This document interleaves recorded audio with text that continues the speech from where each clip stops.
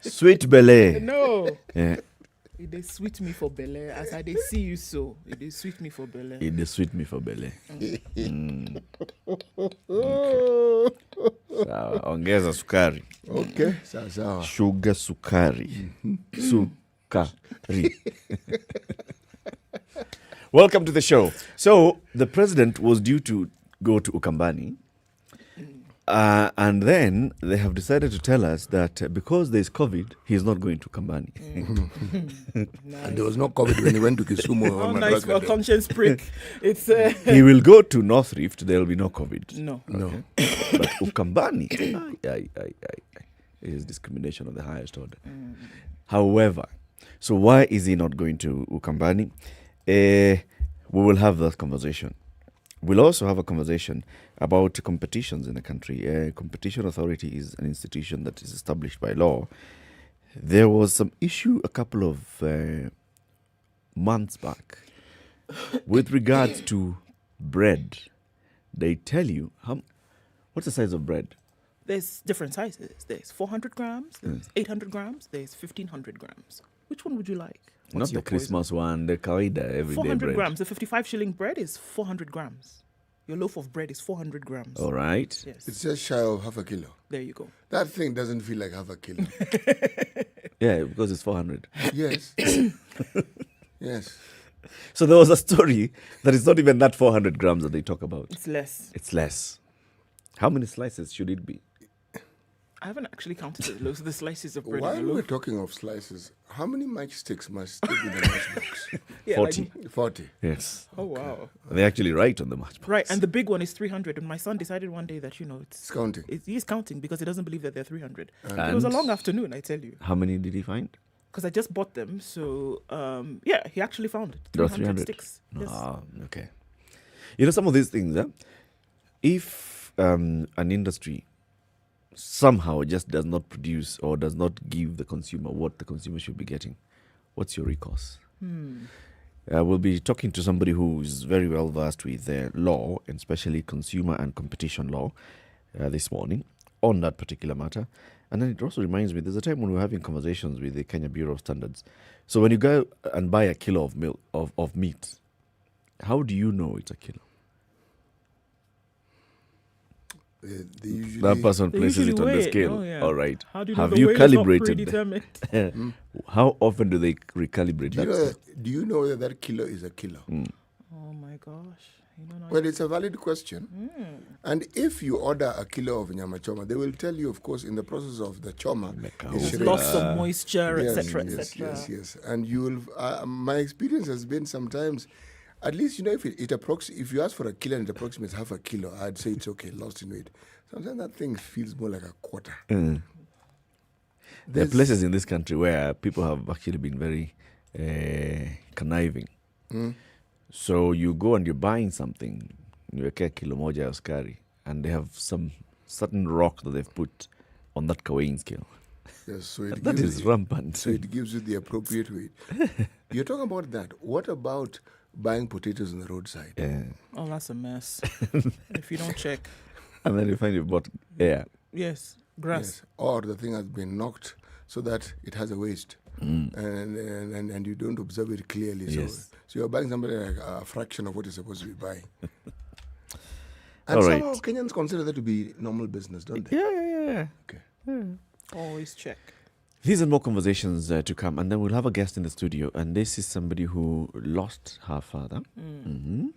She did. Her father, Ndalana Muthee, will be with us this morning, and she's actually taken this case through to the Court of Public Opinion over the last many, many months. Her father was killed, and he was an officer of the Kenya Police Service. The report that came from his death was that he committed suicide. She believes something else. And quite a number of people, because of the case and some of the details around that, she and her family members believe that something else happened to him and they would like to find out what happened. But it has been shut down several times from the office of the DCI.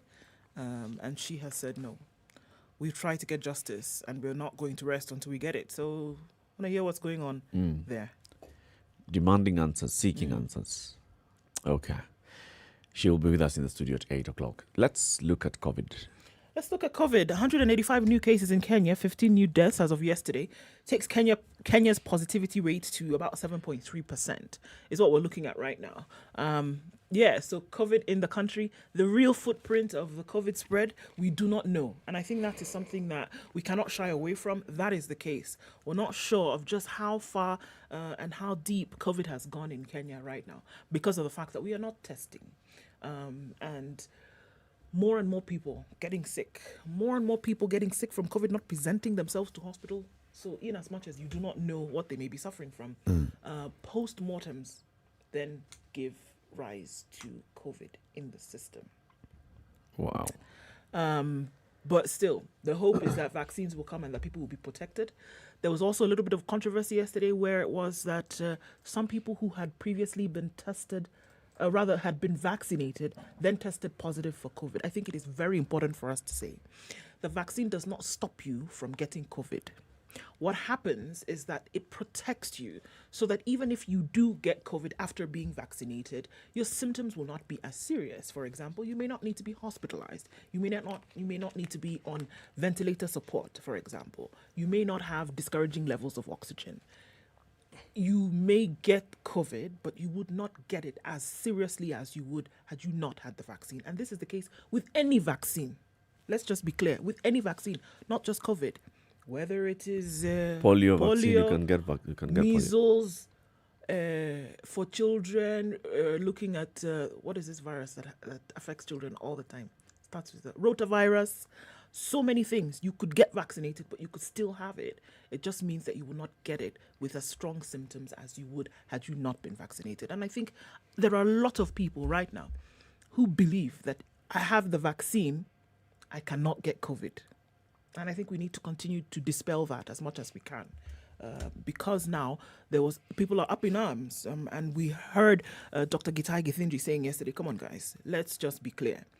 Even if you've been vaccinated, you can get COVID.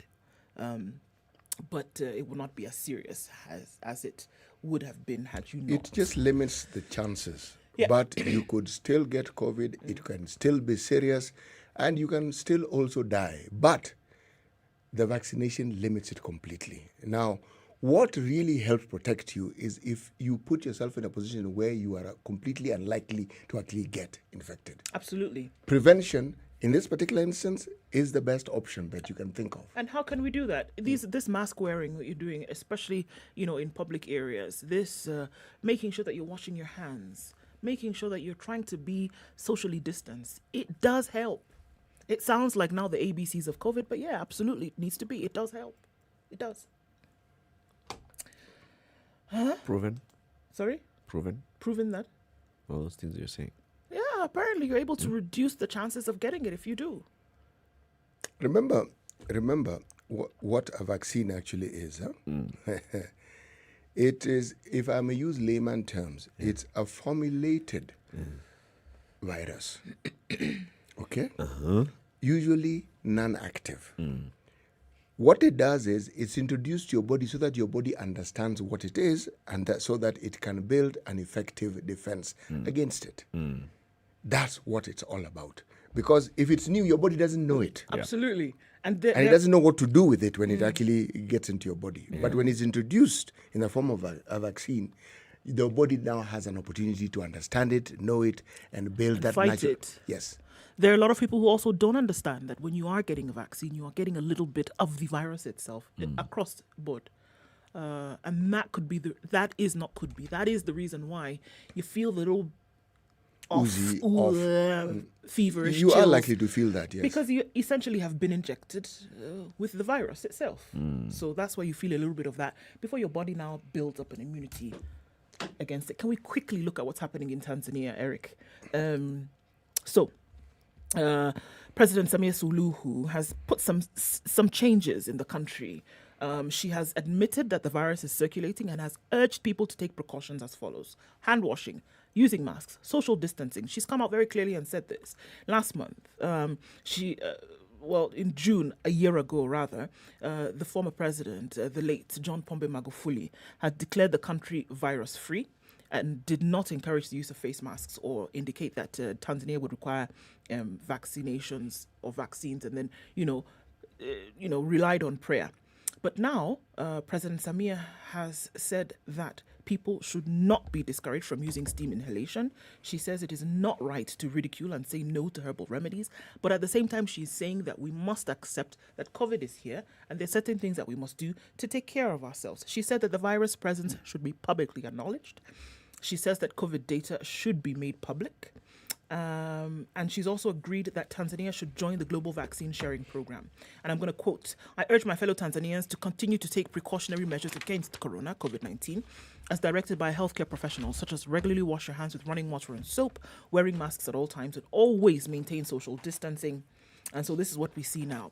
Total about turn in terms of what's happening. And this month, July, is when we'll start to see the data of Tanzania's numbers. So we'll start to see that as from this month. When? Well, this month. This month is 6 days old. It's still 25 already a days week to go. Well, remember those promises that we keep hearing from the so-called Western world leaders in IMF? Well, Tanzania have a similar Same kind of thing. They said this year. Yes, and the loan, they've been promised a loan of $571 million, the IMF, that is to deal with COVID-19 effects, meaning economic effects, social effects, etc., effects, and so forth. Yes. Another effect. They need some cash, some moolah. Okay.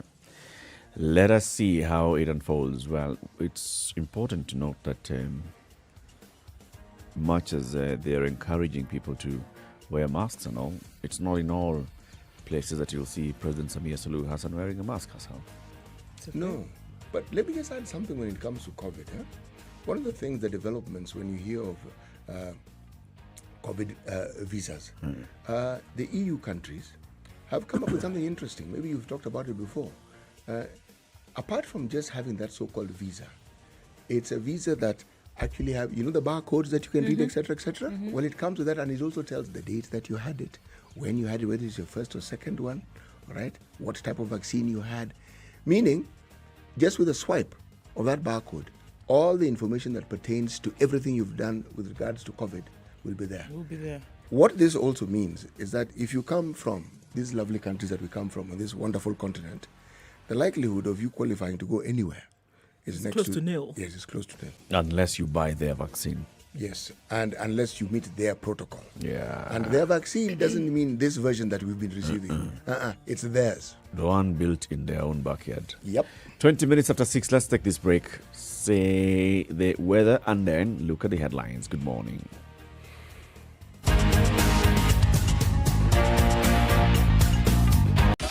24/7 around the world, non-stop. This is Spice FM. Naivas Supermarket has been an authentically homegrown supermarket brand, innovating new shopping experiences that cater to every Kenyan across the country. Tune in to the Spice Drive with me, Monique, from 3 p.m. to find out how Mamboni Express na Naivas as they open the first express store outlet on Windy Mbingu Street at the very heart of the CBD. This Tuesday greets you with cloudy skies in Nairobi at 13. It'll come down to lows of 12 and highs of 21 today. It's raining in parts of Nyeri at 13, highs of 19. 25 will be the high in Nakuru, where it's clear at 15. Clear conditions as well in Eldoret at 12, highs of 21. We'll see highs of 27 in Kisumu, where it's clear at 19 presently. Light rain in Kakamega at 17, highs of 25 and lows of 15. It's mostly clear in Mombasa this morning at 23 with highs of 28. 28 will also be the high in Malindi, where it's raining in some parts at 25. Cloudy conditions in Kampala at 20, going to highs of 26 and lows of 17 today. We're looking at clear skies in Dar es Salaam at 20, cooling the morning down just a little bit. It'll rise to highs of 30, however, back down to lows of 22. Cloudy conditions at 7 in Johannesburg, highs of 14 and lows of 5. Mostly clear in Lagos at 26, with highs of 30. It'll come down to lows of 25. We're looking at clear conditions in Kinshasa at 21, highs of 29 today. We will also see highs of 29 going out east into Beijing. It's sunny at 25 and they're well into the afternoon. Cloudy conditions at 18 in Paris. The summer months are here. 22 the high and lows of 15. It's partly cloudy in London at 15 with highs of 19 and lows of 14. We're looking at clear skies, hazy actually right now. Coming into clear skies in New York and then back into hazy currently at 25 Monday night. Coming into Tuesday later, we'll see highs of 28 and lows of 23. Classic soul, R&B, smooth jazz, neo soul, and nostalgic ballads. Make some noise. You're listening to Spice FM. Mature, intelligent talk every morning. Spice up yourself.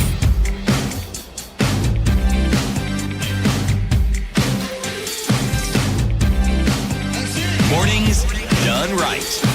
94.4 Spice FM. 6. Very many people are online. That is the truth. Dagi Oguta, good morning, situation. Ndu, Eric, my good people. It's been long, but I'm always listening to the show. Welcome back, Dr. CT. Muga, tuned in already here in Kisumu, Migosi. Oliver Walkunda, tuned in from Diani. Kevin Kipsang, good morning, guys. Enjoying the show from Nanyuki. You make my mornings, Asante, and you make ours too. Welcome. Abute Wata is present. Charity Minor is also tuned in from Milimani Estate in Nakuru. Victor, tuned in from Mombasa. Siti Ulidhani Likizo Haitaisha. Am I required to respond? I'm just reading. Mjibu tu, mwambie. Me messenger. Ulidhani. No, Okay. sikudhani. Okay. Just like that. Okay. Phil But it's Collins. it's a good greeting, though. It is. I was being greeted, I'm aware. Phil Collins says, good morning. And Vakas is tuned in. Otieno Jr., good morning, Situation Room from the Great Wall of Kino. Good to know that it is coming up. Welcome back, Papa Muga. Bye-bye. Okay. And tell him we missed his fatherly love and advice.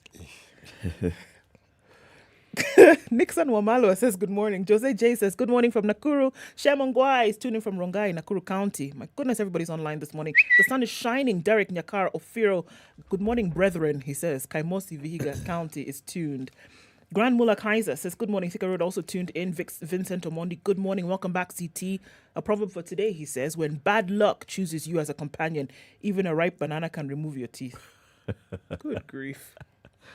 I like that one. Yeah. I like it. Okay. Dean Palwa says Malindi Metro is tuned in and Jamal is tuned in. Jamal Eric's friend Nanja Kululu is tuned in as well.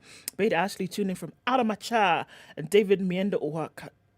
Kochomba tuned in from Bugoma. I want to say hello to everybody. Omokoya's tuned in. Kipsat, Dan Simiu. Chris is also tuned in. Vincent Ogutu tuned in this morning as well. Faristo Muganda. Everybody is online today. Wake up. Good morning. Karibu. Karibuni sana. Siti. Cheza kama wewe. Right. Right. A man who pelts another with pebbles asks for stones in return.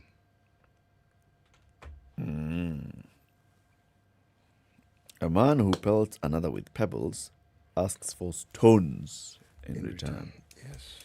Okay. Sawa. Nice one. Nice one. Let's take a look at the headlines. Okay.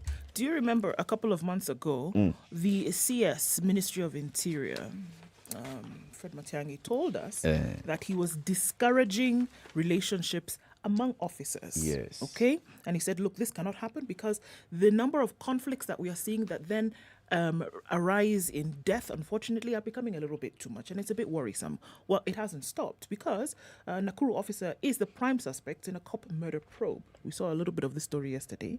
So there was a love triangle that was involving 3 cops. And it may have led to the gruesome murder of Constable John Ogweno. Nakuru County Police Commander Joseph Tonui told us. So he was attached to the Nakuru Central Police Station. Prior to his death, he was assigned duties at the crimes desk. He is said to have been with Corporal Caroline Kangogo of the same station Sunday night. Right? Now, according to Tanui, Kangongo she is a prime suspect in his murder. He was found dead in his car on Monday morning. Now, what we're looking at now is that a manhunt is on for Corporal Kangogo. She's gone missing and her phones are off. The incident happened at about 2:30 a.m. and was reported by another officer at 7 a.m. The body was found in his car with blood oozing from his nose. The car, registration number KBV 735U, was parked outside their residence at the Kasarani police line in Nakuru East. Nakuru County Criminal Investigation Officer Anthony Sunguti said that Kangongo had vanished with Ongweno's pistol. She's the prime suspect in the murder and has fled with the deceased's firearm loaded with 15 rounds of ammunition. So now, the deceased had a bullet to his head and his car was partly vandalized. The windscreen was broken and the engine was still running. So between 2:30 and 7 o'clock in the morning, this is what had occurred. An empty cartridge of 9mm was recovered at the scene. The stone used to smash the car window, they believe, was left, and an iron bar were also recovered near the vehicle. Now, it turns out that Constable Kangogo was married to another police officer senior to her, but she and Ongweno reportedly were lovers. So a senior police officer who sought anonymity said that he was also at the suspect's house prior to his death. Another male police officer who reportedly had a relationship with her went to Kangongo's home late in the night and found the two of them there. To avoid a clash, he decided to leave, only for him to learn of the shooting this morning. So officers living in the Kasarani police line said they did not hear of the shooting at the parking lot, which is a few meters from the house. And according to them, she must have shot him at a very close range. The shooter first broke the driver's window before shooting him. He might have started the car to pursue the other male officer or escape from Kangogo. So she's missing. They don't know where she is. Her husband also, or the one that she was in a union with, also says he has no idea what is going on. These cases continue to be on the rise. Again, coming off the back of Matiang'i saying, you know what, we need to discourage this because the cases of this love triangle, love trapezoid is just becoming too much. Cops shooting one another. It However, just in this becomes a particular mess. case, I read what the Nakuru County Deputy Police Commander Joseph Tanui is saying. We have launched a manhunt for Corporal Kangogo. She has gone missing.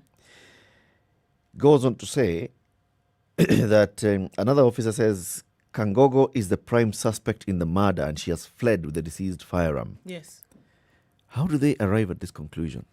Right. That she has fled with his firearm. How do they know How she do has they know fled? she has fled with it? I also read because I've even marked Even it here. fleeing. Look, so according to this story and how it's going, this woman is married to another senior officer, but they don't live together in this particular place. All right? Not at the police line. No. She's also alleged to be having a relationship with the slain officer. Yes. There's another officer who also confesses to having an Relationship affair with her, who comes to her house and finds the slain officer there, and they're easy. But he decides, just kuleta shida, goes away. These two are left in the house. The officer is found dead in his car at the parking. Kangogo is missing. How do we arrive to the fact that Kangogo is the prime suspect? She's the one who killed him.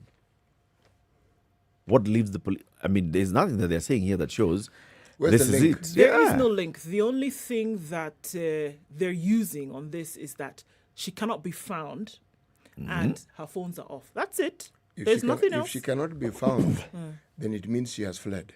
Yes. And her phones are off. And if so this she's not gentleman's reachable. firearm Is also missing, then She it must means have taken she it. must have. Even you, who's not an investigative officer, cannot No, make that link. I'm just following the story. It doesn't make sense.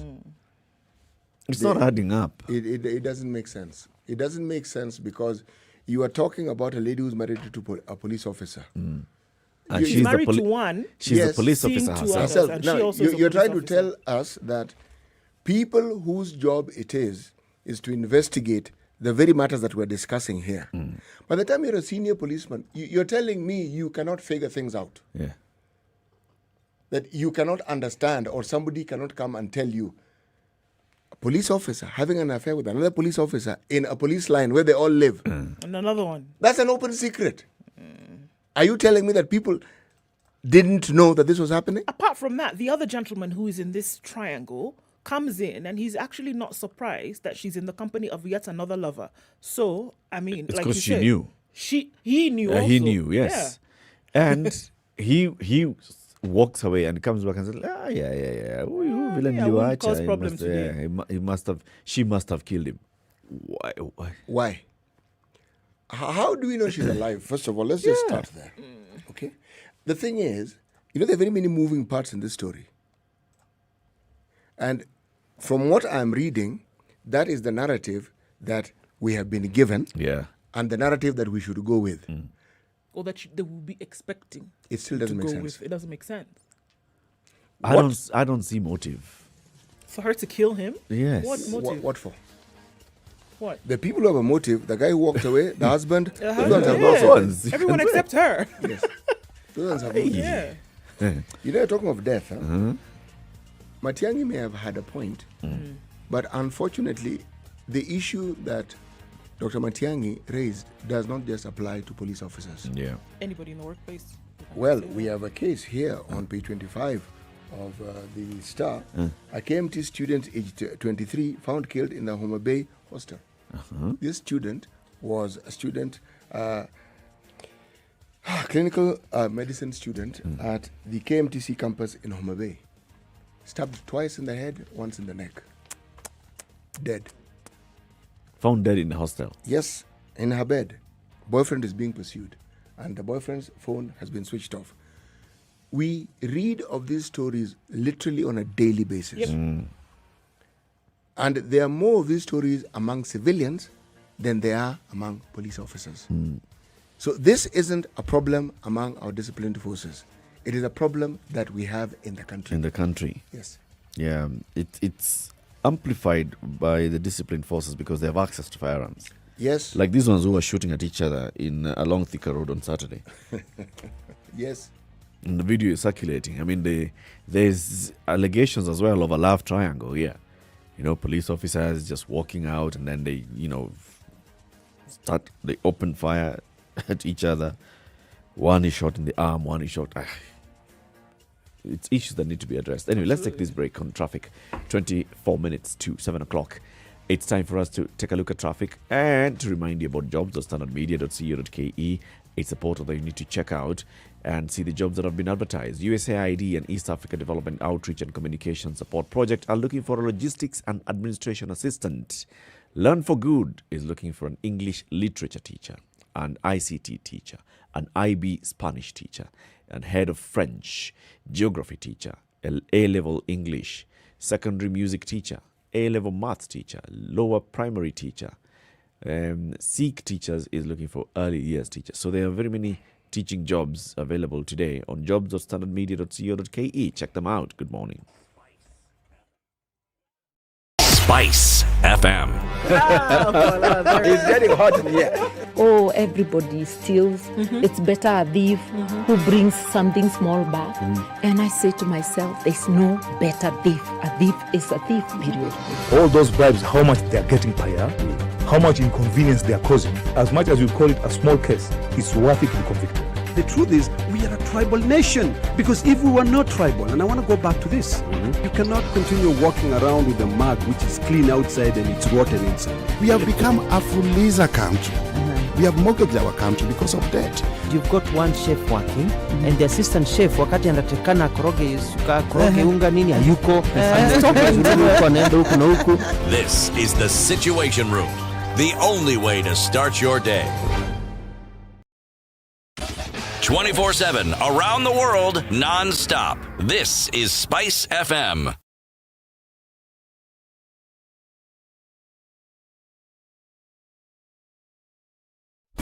Classic soul, R&B, smooth jazz, neo soul, so there's a and little bit of traffic on Mombasa Road today. We're looking at this between Cabanas going towards General Motors and then out in that direction, but it's actually not anything too terrible right now. Seems to be flowing without too much of an issue. Let's keep it that way, shall we, folks? On the ICD route, trying to connect then with the Southern Bypass and also come round back and connect with Mombasa Road. It's moving smoothly for now. Let's cross our fingers and hope that it remains that way. Let's skip on over to Mombasa, where we're being told that star 712 hash is the code that you should use to pay your ferry toll. No other way, otherwise you won't be getting through. KFS tells us to remind you that the 3 ferries up for service this morning, and you can use that, Mtongwe and Likoni, without too much of an issue. Okay? Coming off of Thika Road into the CBD, not too bad right now. Kiambu Road, that's another story. We're already at 3 lanes. We'll probably be at 6 by 8 o'clock, but let's keep an eye out for that. Limuru Road also is building up. Remember, Wangari Maathai is your go-to road through into the city. If you're coming from Limuru Road, if you're coming from Thika Road, remember also that the Museum Hill ramp is closed. It will be for some time. time. So use the long way to get in. Tell us if you're stuck anywhere. Talk to us on SpiceFM KE on Twitter. Text on 40127. We're going to do what? We're going to keep it moving.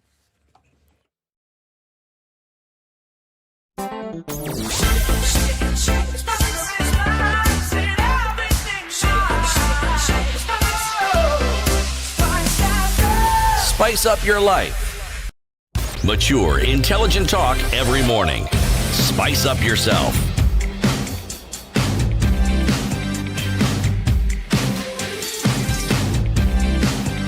Mornings done right. 94.4 Spice FM. All right, you have your Nairobi. standard e-paper with you wherever you are. Okay, if you are on the telecom line, you can get your standard e-paper on a daily basis at a charge of 20 shillings only. Dial star 550 star 1 hash for the standard e-paper for 20 bob daily. You dial star 550 star 2 hash for the Nairobian, weekly Nairobian paper, and this is charged at 20 bob daily. And if you want the daily magazine pullouts, you can get them star 550 star 3 hash. 5 shillings daily. These charges are charged directly from your mobile airtime, and they are renewable daily. Licking out the papers, more and more stories in the papers.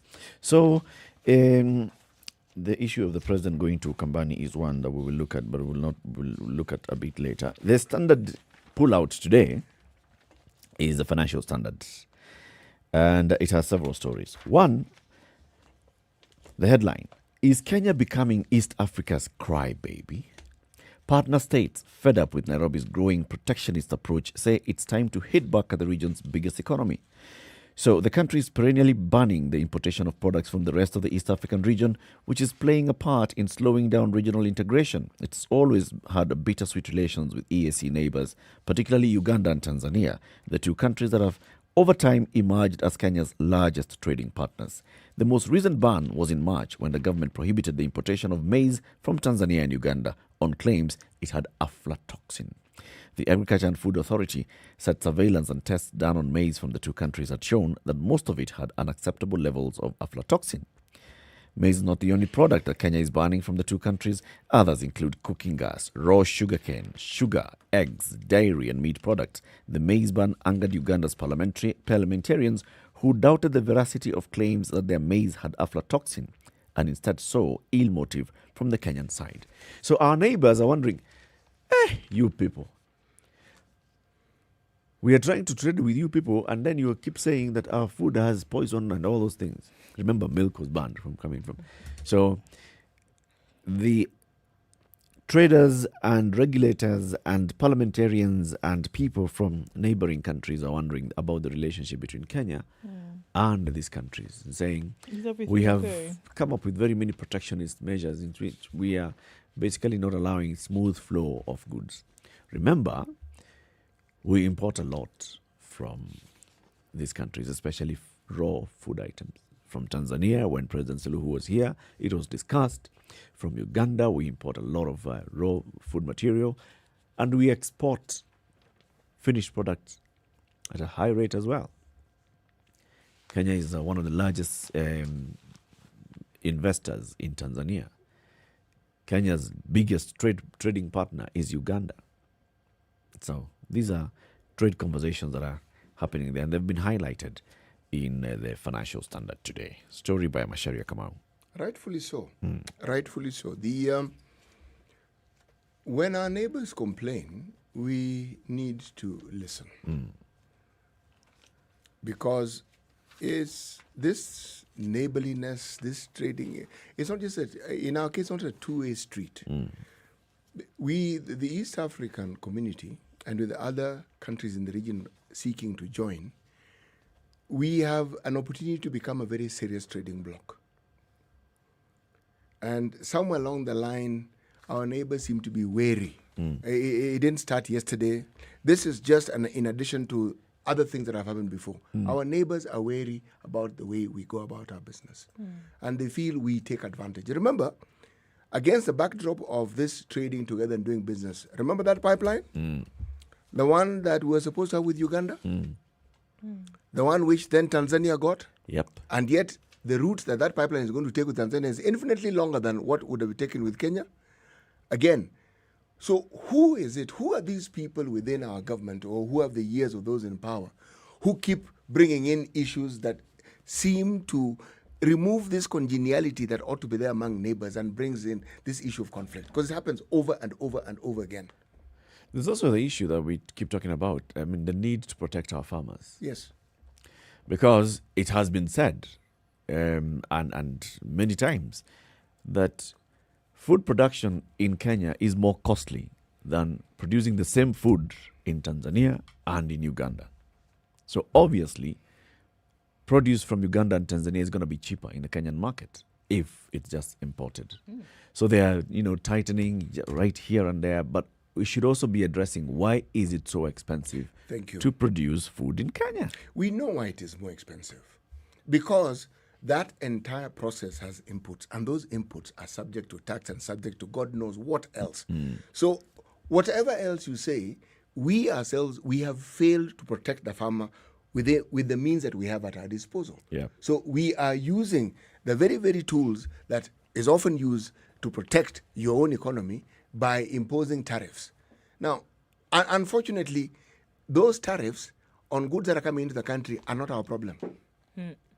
If our neighbors can produce things cheaper, so can we. Absolutely. So can we. So why aren't we pursuing this? And even when it comes to the production, if you look at, I'm thinking of sugar production because this is something that I have a little knowledge of. Even with all our factories at full capacity, we still cannot produce enough sugar to meet the needs of the country. Yeah. So there is a window. There's always been a window for importation, but it is abused.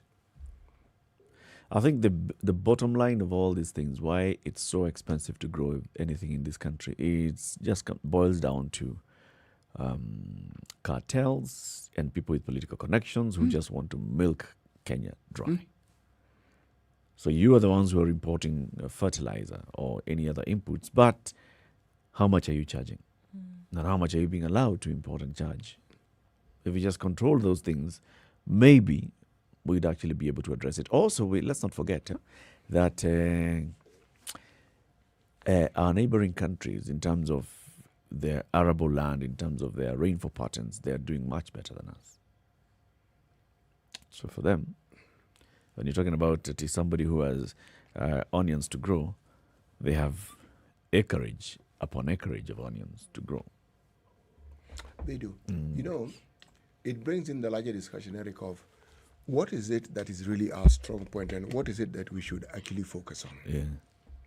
Because if the bulk of Kenyans are subsistent farmers, many of them have now gone into what we call the juakali industry, then surely it doesn't take some very profound research to understand where we should put our focus in.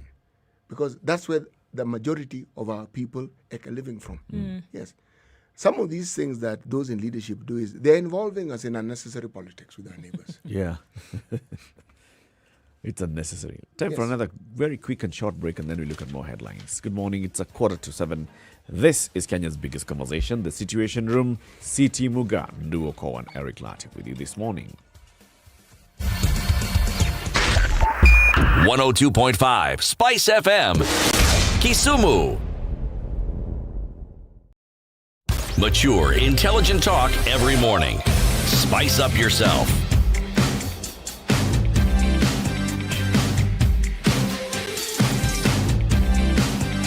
Mornings done right.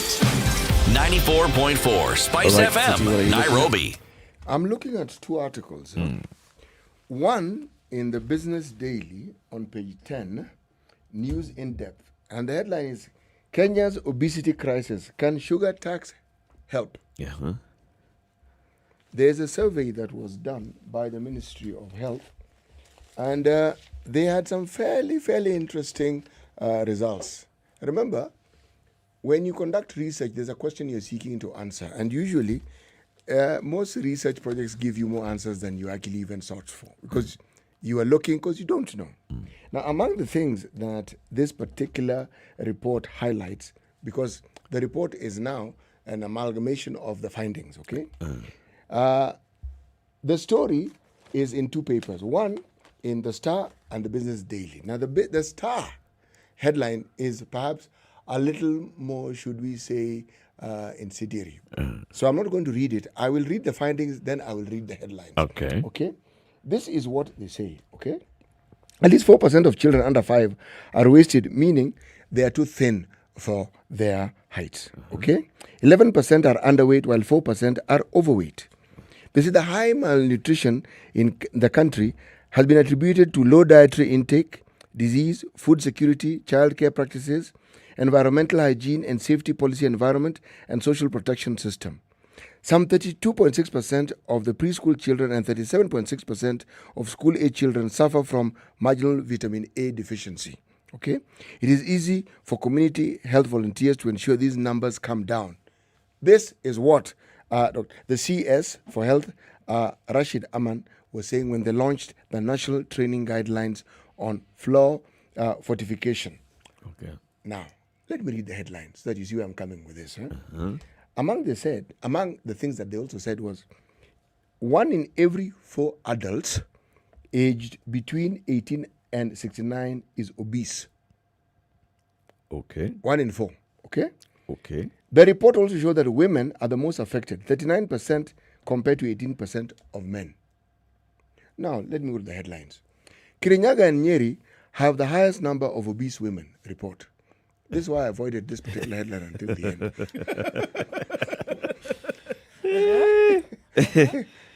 end. Okay.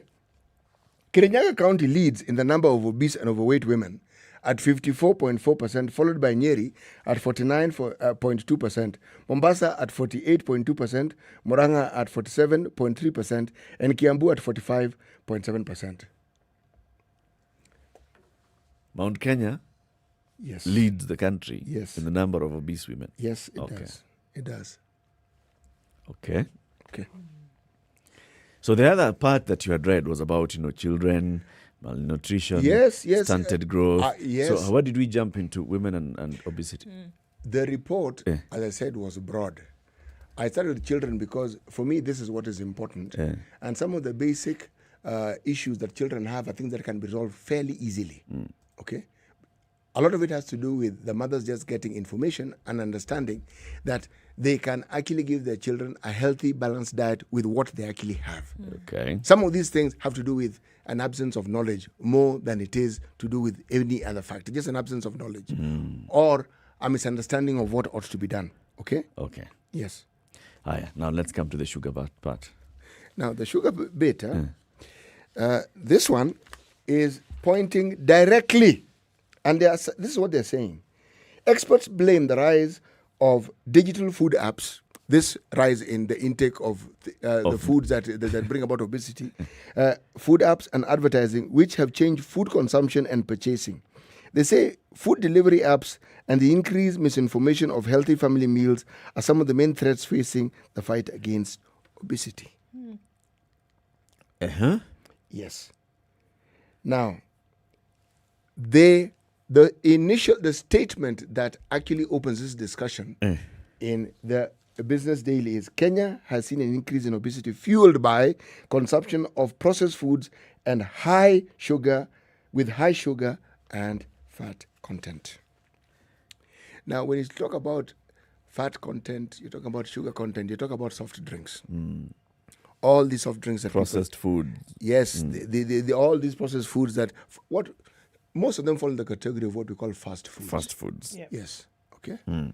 There has been an increase in consumption of these foods. Okay. But the increase, as they say, I read this article, and the only thing that I agree with them was that there's, first of all, they say there is an inadequate flow of information about sugary beverages and what they do. That I agree with them to this degree. People who consume them don't want to know the facts. It's not that the facts are not available. The facts are available. Okay?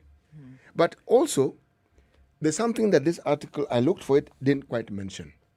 See, most people seem to associate a higher social standing with the consumption of some of these obesity-inducing foods, as opposed to the so-called natural foods that we actually have that are often referred to as traditional foods. People believe that when you are a consumer of some of these foods, you are doing well. Yeah. But also, there's a bigger fact here, which is urbanization.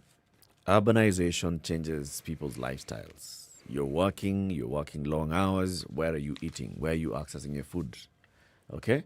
Now, they're talking about the apps. I don't really think the apps are to blame for, the rise in obesity. The apps have developed in a very, very short time. It's about quick access to food. It's like blaming Fuliza for the debts that people have in the country. Yes. I think because It's about quick access to food. You Yeah. are in an urban setting, you're working, and then you go home and you're getting home late. So what are you going to do? you're going to grab something on the go. Yeah. That is ready. You That's what buy this. You buy this. But if you look at still, even in the kiosks, the food kiosks that we have, we don't have many fast food eateries. We don't need many fast food eateries. We just need an app. That's why the app is being blamed.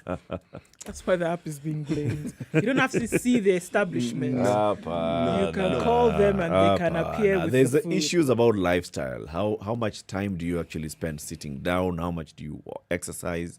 How much food are you eating? Where are you accessing this food from? What are you using? How many processed items do you find in the supermarket? What is the basic ingredient of a meal, even when you're cooking for yourself at home? How many of those things are processed? Breakfast. Remember when we spoke to Dr. Mikey and he was telling us the things that we take for breakfast, the sausages and the bacon and all, they go in and do things to our heart. This is the basic thing that we do. It is, but you see, a lot of what is mentioned in both these articles, well, the Star doesn't actually go into those details, but the Business Daily does. What we consider fast foods and the consumption of it, it's a discussion that takes place more than anywhere else in what we refer to as the middle class in this country. And when I say that it is associated with the presumption of affluence, it is precisely that. The driving force behind that high consumption it's not that people do not know that they could eat some of these lovely organically grown foods. They know they exist. There are those who like them. There are those who even prepare them and carry them to work with them to eat. But some of these fast foods are tasty. Okay, so the details of what they have and how it is they're going to clog your system and clog your arteries, that's a completely It's not in your that's a completely periphery. different story altogether. So You don't want to think about it. not at the really, time when you're enjoying not it. really. There are things you don't think about. It's not an immediate thought process. But what is terrible about it? Forget the adults who consume them, but the children who love to consume these. Yep. And they are not going to get them on their own. They're No. being gotten for them by Yes. their parents. Yes, or they grow up and they guardians. become parents themselves. Exactly. And that's what they basically give their children. So very quickly, for those who've been asking and for those who've been waiting, Obado's murder trial is to begin next week after a 2-year delay. The court has dismissed the governor's plea to postpone hearings scheduled for next Monday due to COVID-19 pandemic. The murder trial of Migori Governor Okoth Obado is finally set to begin after the High Court dismissed his application to adjourn the case over COVID-19 fears. Lady Justice Cecilia Githua ruled that it is in the interest of justice that Obado's trial over the murder of Rongo University student Sharon Otieno and her unborn baby proceeds from Monday next week after the delay that had taken over 2 years. Obado appeared to be deep in the village when his case was mentioned virtually, forcing the judge to adjourn 2 times following a request from his lawyer Kyoko Kilukumi to give him time to log in. Justice Githua allowed the request on account that for criminal murder cases, an accused person must be personally present. But when he did not join after the second adjournment, the governor was remorseful and apologized to the court. "My lady, I am now present," he said. "I apologize for keeping the court waiting. It was due to a connection and network problems that made me delay in joining the court session in time. I am very sorry." But even after joining the session, his background gave him away, with Professor Ogenda informing the court that there was a big trailer behind the governor. His 2 co-accused could be seen in their sitting rooms keenly following the proceedings. It is worth noting that this is a matter that has never commenced hearing since 2018. Despite the circumstances we are in a result of a COVID-19 pandemic, we must strike a balance since it is in the interest of all parties for this case to kick off. So, despite all of this, the case is kicking off, or rather the trial kicks will off begin next Monday. Next Monday. All right. Still in the same court of Justice Cecilia Geduas, there are two women who are disassociating themselves with their mother because of a company that they are all co-directors in that has a 2 billion tax evasion bill with the Kenya Revenue Authority. How much again? 2 billion shilling. Kenya shilling. 9 zeros. 2 billion tax. Okay? So this company is called Parma. Parma has been supplying some goods to the military. They supply uniforms to the military. And the person who has been running this company is one lady called Mary Wambui Mungai. Mary Wambui Mungai has been, was the sole proprietor of this company until some point when she also she co-opted her two daughters to the company. And the daughters are Evelyn Nyambura Mungai and Purity Joki Mungai. Now, the mother, Mary Wambui, has gone to Zambia. She's doing some work in Zambia, some business, whatever she's doing in Zambia. KRA writes to the two daughters, Nyambura and Joki, telling them, guys, now we need this 2 billion shillings. Can you tell us how you're going to get it? They've gone to court and they've said, by the way, our mother added us into this company when we were minors without our consent. And in fact, they even produced some letter showing that they resigned from the company. I thought you were going to say they resigned. To prove that they parted ways with their mother, Nyambura and Joki attached a letter written in August 2019 by Joki to her mother saying she had called it quits for personal reasons. Please accept my resignation, effective today, August 28, 2019. I have no claim whatsoever of any nature against the company. I have enjoyed working with you in the company, but due to personal reasons, I can't continue being a director of this company. So basically they're saying, look for that person. She's in Zambia somewhere. Just go look for her and ask her to pay you that 2 billion shillings. Sisi hatuko kwa hiyo kesi. We're getting into the hour, aren't we? We are. KPA has an issue. Yeah, we'll look at that. When we come back. Yes, they have a new managing. New acting MD. Keep it right here. Conversations continue to the next hour. We'll also be talking about competition and the competition law in the country. It's now 7 a.m. Good morning.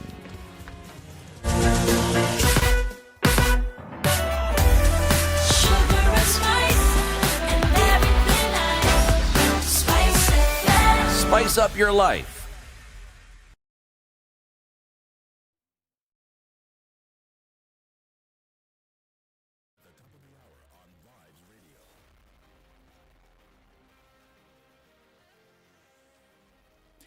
This is Newswire. I'm Dennis Aseto.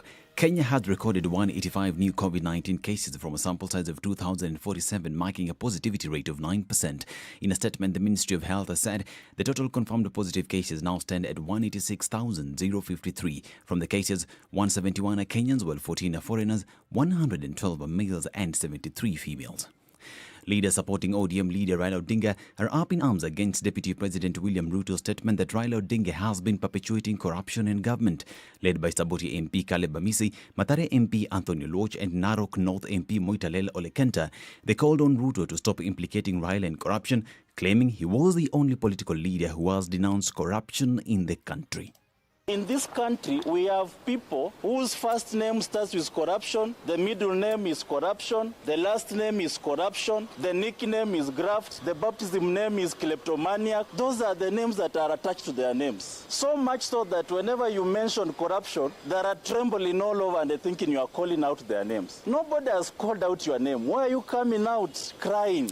Meanwhile, nominated MP Godfrey Osotsi now says that if Deputy President William Ruto feels like he cannot work with the president, he should resign so that he can have the legitimacy of criticizing the government. Is he trying to tell us that his other name is corruption? And indeed, this man sleeps, eats, walks, sits corruption all the time. He is enjoying government salaries, allowances, machinery, and even government installation like the office. Ruto, he is actually a candidate for Chapter 6 of the Constitution of Kenya. He's earning salaries. He's getting allowances for not working. Isn't that corruption? Teachers Union NAT is expected to regain its lost glory after Teacher Service Commission reopened its website to enable former members to return. TSC launched the TPay website, which teachers use to register or opt out, especially now that the union's membership has seen its numbers decline from more than 200,000 to 15,000 teachers under former Secretary General Wilson Sossion. However, with the new Secretary General Colin Soyu, the union is slowly restoring relations with TSC, with the first step being to reinstate members whose contributions are used to run the union. Dixon Janja Mararo, the suspect behind the shooting of 2 police officers and a woman at Nairobi club, has surrendered to police. The 28-year-old presented himself to the DCI headquarters accompanied by lawyer Cliff Ombeta. The suspect is said to be charged with attempted murder. This is Newswire. I'm Dennis Aseto.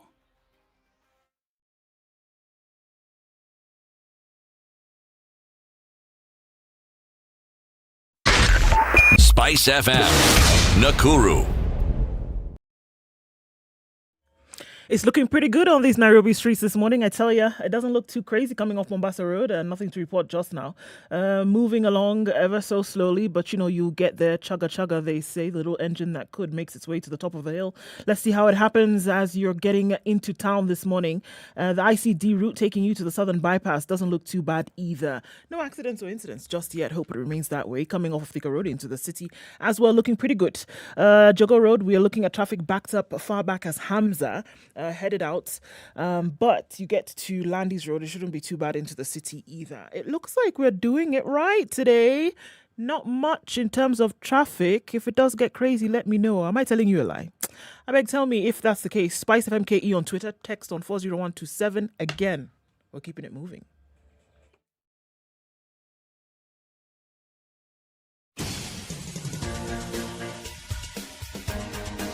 This is The Situation Room, the home of hard-hitting political commentary and penetrating insights about the state of the nation. This is a talk radio experience like no other. The Situation Room, a place for hard truths, debates, and elevated conversations. The Situation Room, witty, political, engaging, deep, controversial. In the room, we have C.T. Muga, researcher, academic, seasoned political observer, a fountain of wisdom in these politically uncertain times. Ndu Oko, Nigerian by birth, Kenyan by choice, communications expert, Pan-Africanist, a truth seeker and believer in people power, and Eric Latif, agent provocateur, the man in the chair, seasoned journalist, news hound, a man who believes in punching up, not down. This is The Situation Room. It the is only 5 way minutes to after start 7. your Kenya's day. biggest conversation gets into the second hour. How are you doing wherever you are on Spice FM, or watching our live stream on SpiceFM.ke, Facebook, YouTube, Twitter, or our website www.spicefm.co.ke. He's back, C.T. Muga, with a proverb. Right. He who pelts another with pebbles asks for stones in return. He who pelts another with pebbles asks for stones. Rusha ingine uone. Yes. Rusha ingine and they will give you the gift of sight. Uone. Uone. Utakipata. Hey. Okay. We'll be going into the conversation about competition and the competition law in the country shortly. But before we do that, you want to tell us something about what's happening at the Kenya Ports Authority. You know, this is very interesting. Yes. The gentleman who, around whose name this saga began was Dr. Manduku, Daniel Manduku, okay? Resigned last year. Then somebody by the name of Mr. Rashid Salim, an engineer, was appointed as in an acting capacity, part and parcel of KPA. Okay. All right? Then they had a recruitment drive. Right. No one scored above 70%. All right. They said, this one, sorry, nobody qualifies. So while there was discussion ongoing, Mr. Rashid Salim is still acting ongoing, suddenly there's an appointment. Okay? And the appointment is for a gentleman who was our ambassador to Djibouti, I believe. His name is John Mwangemi. Now, there's a lobby group saying, look, this is unprocedural. If this guy had worked in a parent ministry, we would understand. If he had worked within KPA, we can understand the appointment. But you've got this guy from the blues. I mean, from former ambassador to MD acting. How? what terms are you using now? Unfortunately, anything that happens at KPA is very rarely seen as something that is just happening. And the reason is because KPA is a money minting enterprise. Okay? Yeah.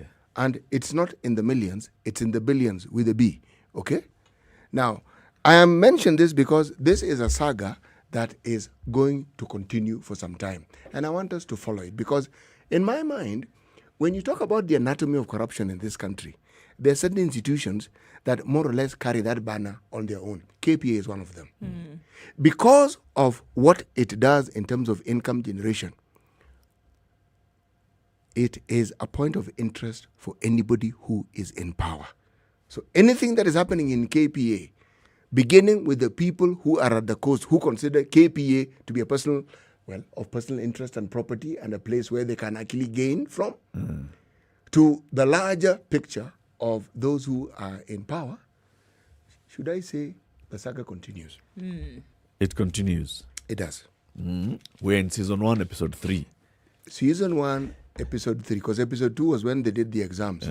And then nobody got 70%. And now here, insiders are questioning why an outsider is coming in to be on the inside, the outside. And he From didn't, the outside. he didn't sit for the exam. At least if he sat, you could say, okay, he got 69. Okay? It hasn't worked for KPA, doesn't work for the parent ministry. So how on earth? This is the question that Kenyans ask. How comes? Now.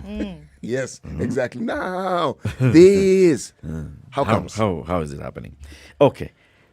Competition Authority of Kenya is a duly recognized institution that deals with matters of competition in the country. Okay. Recently, there was an issue of bread and bread manufacturers and investigations being launched by the Competition Authority because of bread manufacturers, because of complaints by consumers that, you know what, you're supposed to be getting 23 slices. Well, I don't know how many slices there should be in bread. We should be getting this. Amliota should know. Yes. That's our resident expert. Yes. on bread matters. Okay. And what wholesale and wholemeal grain on all those things. And all those things. Okay. And brown coloring as opposed to actually brown bread. Yes. So when consumers raise concerns about what they're getting, what they're buying, and whether what they're buying is what has been promised by the manufacturer, where do they go to? When issues of companies dealing with one another and fighting, over competition and accessing the market and trying to outmaneuver each other in the market, who do they go to? All those, they go into the Competition Authority. Now we have that Competition Authority law. We have very many laws in the country, but let's bring in an expert who will help us to just understand matters of competition law, Competition Authority, the importance of this organization, why it's focusing on bread. Is it just bread? Are they going into potatoes? We have seen now the strict implementation of the new potato regulations and all those matters. Jerry Wagasha is a corporate partner at CDH Kenya, which is a law firm. Jerry, good morning, and thank you for joining us in the Situation Room. Good morning. How are you? We're very well, thank you. How are you? I'm very well. Welcome to the room, Jerry. Thank you, and thank you for having me, everyone. So, CDH Kenya has some long name, which is not very English in name. What? Just say it. Our law firm is called Cliff Decker Hofmeyer. Sorry, it's a South what? African law firm. Okay. Cliff Decker Hofmeyer. Okay. So Cliff, one person, Decker, another person, Hofmeyer, another person, another person, and then yeah. and so where in this Hofmeyer Decker do you fit in? Are you Decker or are you Hofmeyer? So we are a Kenyan law firm called Kieti Law LLP, but we merged with a South African law firm called Cliff Decker Hofmeyer. They're very well known. They're an international law firm, and therefore we are CDH Kenya. So Kieti is our local Kenyan name. I see. Okay. Very good. Now, as a corporate... It's a branding issue. It's a branding issue. That's it, eh? Okay. Yeah. Okay. So let's talk about competition and issues of competition. Just for people who may have missed out on the drama. What was this drama surrounding issue of bread Was it about color, weight, number of slices, packaging? What was it? It's about really knowing what you're getting. And what the Competition Authority did was clarify that when you're buying bread, you need to know exactly what's in it. You need to know how many slices are in it. You need to know what its components are. And you need to just be clear on what you're getting. And so they enforced that as a result of consumer complaints, actually. And so it was a consumer-led, strategy that they implemented.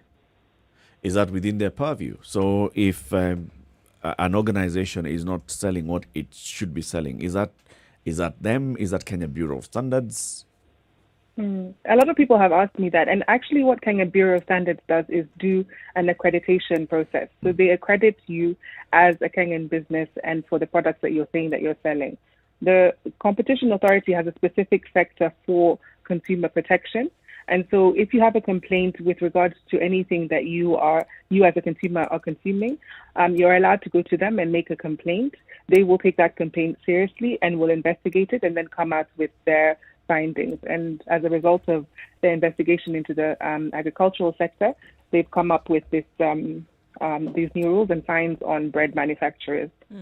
So with what regularity must you find issues? So let's take this bread, since it's right there at us, and say, how often must I find? So if I decided today and I know that a loaf of bread should have 28 or odd slices, I should know it should have 28 slices.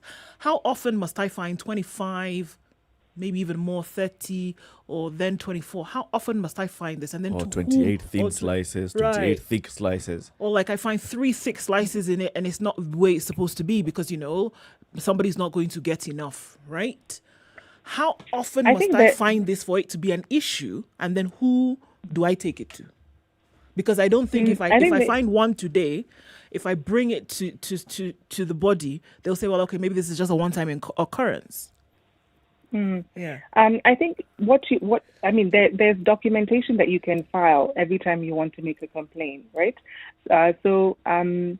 If you are that way inclined, you're entitled on the basis of one loaf of bread or one defective product to take your complaint to the Competition Authority. Whether they investigate it will be the sum of all parts, really. It will be whether they've had this complaint before, whether it's something that they are looking at anyway because they have their own powers of investigation, and also whether it's part and parcel of their strategic plan. At the moment, their strategic plan is enforcement in consumer welfare. It's part of their strategic plan, and so you will see more and more enforcement action in consumer welfare protection issues. Which we're entitled to as Kenyans to bring our complaints to them and for those complaints to be heard. Okay, so how serious are the nature of these complaints? Because there was some time, if we move away from bread and other consumables now, how serious are we looking at? Because there was some time ago, there was a video that went viral of a lady who opened up a box of juice or so, and there was a foreign body in the juice, and then somebody else said, I had that experience too, and I had that experience too. Now you're looking at something that could be dangerous if ingested. So how serious are we looking at now in terms of these complaints and then where you must take them to? And are you going as far as Kenya Bureau of Standards? Are you taking somebody who would hold a case for you? What are we looking at? I can only speak as a lawyer, and I can't speak for the CAK, but what I can say is, having spoken to them, because we interact with them on a regular basis, they take complaints very seriously. And what they have told me is that when complaints are made, because individuals do make complaints all the time, most of them are resolved quietly. The supplier or the manufacturer agrees to compensate the individual or make amends whatever way they can, and so they never come to the public. But these big ones do. But the point is to understand that as a consumer, you have a right to bring a complaint, for that complaint to be heard and for it to be taken seriously. It's really about empowering yourself and knowing that if you're unhappy about something and that complaint is legitimate, it should be taken seriously and action should be taken. I would want the same thing for myself, and every Kenyan should want the same thing as well. But let me ask this question, if I may. I understand that little bit about complaining. It's something we Kenyans do very well, so that shouldn't be a problem. But what then do we have in place that ensures that manufacturers and people who actually produce these consumer goods are held to account in maintaining the standards that they claim that their goods have? So there's the fines that can be imposed by law. So the Competition Act says that you can be fined up to 10% of your turnover. That's a serious penalty itself for breach of consumer protection legislation. There are other fines that can be imposed. There's obviously the public, embarrassment, and obviously your reputation as a manufacturer. So all of those things are considerations that manufacturers should take seriously because they can be imposed on them. And then they can face the consequences economically. So it's not something to be taken lightly. Who holds them accountable? The CAK. And how do they do this? So they start an investigation. If they find that the investigation has, legs and, it's correct, they can impose a fine on you using the Competition Act. So essentially we are saying that until and unless someone complains, everybody just goes about their merry business of shortchanging Kenyans and doing whatever it is that they normally do. And or do we have, yes, I understand that, yes, they will investigate, but surely what is it that we demand of our manufacturers? What do we demand of this, of the business practices so that they actually adhere to what they themselves tell us? Because if your loaf of bread is 400 grams, for heaven's sake, tell us it's 400 grams. But don't claim it's 500 when we know it is 400. That's what I'm saying. Why don't they just maintain these standards? And I agree with you. It's really an ethical issue, and it's a shame that all of these things come out only when complaints are made. But the CAK does have a mandate to do investigations on its own, so it can do an investigation on its own, and it has. Some of the investigations that the CAK have done have not been, really publicized, and so probably they've been settled between the CAK and the manufacturer or the relevant sector. It's a shame that it has to come to that. But what we're trying to do is say beware, because as these fines are imposed on more and more people or more and more companies, then it will become an issue of you have to maintain the standard and it doesn't have to be forced upon you. I agree with that. How many industries, how many players in this particular field have actually met with these punitive actions that we say they can meet with if they don't meet the standards? How many do we have on record? I'm not going to be able to tell you that. I wish I knew those statistics, but it's something that they publish. The CAK does publish. I'm sure it's something we can get hold of. You see, where I'm going with this is this. If on paper we have an organization that is supposed to play the role of the watchdog, yes, that we understand. That they periodically check on these manufacturers and ensure that they meet the standards, that is also easy to understand. But that they enforce it, something that is consumed, if you talk about products, people who produce things that are consumed by a very large population in this particular country, shouldn't there be something that is a little more publicized, a little more public, so that you and I don't have to be debating was it done, was it not done, something that we actually ought to know. They ought to take the initiative of telling us that this is what, on a monthly basis, let's say, this month we find we took X industry to court because of A, B, C, D, they fell short of X, Y, Z. Let me tell you why I'm thinking of this. I'm thinking of countries where they take these things seriously. And my mind goes back to the car manufacturing industry, and not this century, the previous century. And there's a gentleman called Ralph Nader. Ralph Nader made a name because he actually focused on the Detroit motor industry, an industry that many people didn't really want to touch because it was a powerful industry. And his issue was precisely that. You claim that your vehicles have X, Y, Z. Do they? You say the paint that this vehicle has is X, Y, Z. Does it? Now, because they're able to hold, they were able to hold this industry to account. That thinking has continued to the point where, remember when there was this huge scandal involving a car manufacturer, Volkswagen, to be specific, and it hit the news because there was one particular model of car, diesel-powered, that they claimed that was clean, that it didn't emit the sort of lethal fumes into there. And what, lo and behold, it did nothing of that sort. Now, it was a huge issue. Again, it's a consumer issue as far as I'm concerned. Now, here we sit. We have a competition authority. We have people who we say perform these functions. But as far as I'm concerned, I don't come across very much literature beyond the complaints and beyond the fact that they exist, where you know that the consumer, in the broad sense of the word, is actually protected from the manufacturer or from the suppliers of the consumer goods that we have at our disposal. Actually, I think I'll find myself in a position of defending the CAK, and I'm actually a practitioner, and I find myself against them, or working to defeat their objects most of the time, because their object is to say this is a competition issue. Let's investigate this sector. My object as a lawyer is to say there is no competition issue. Let this issue pass, right?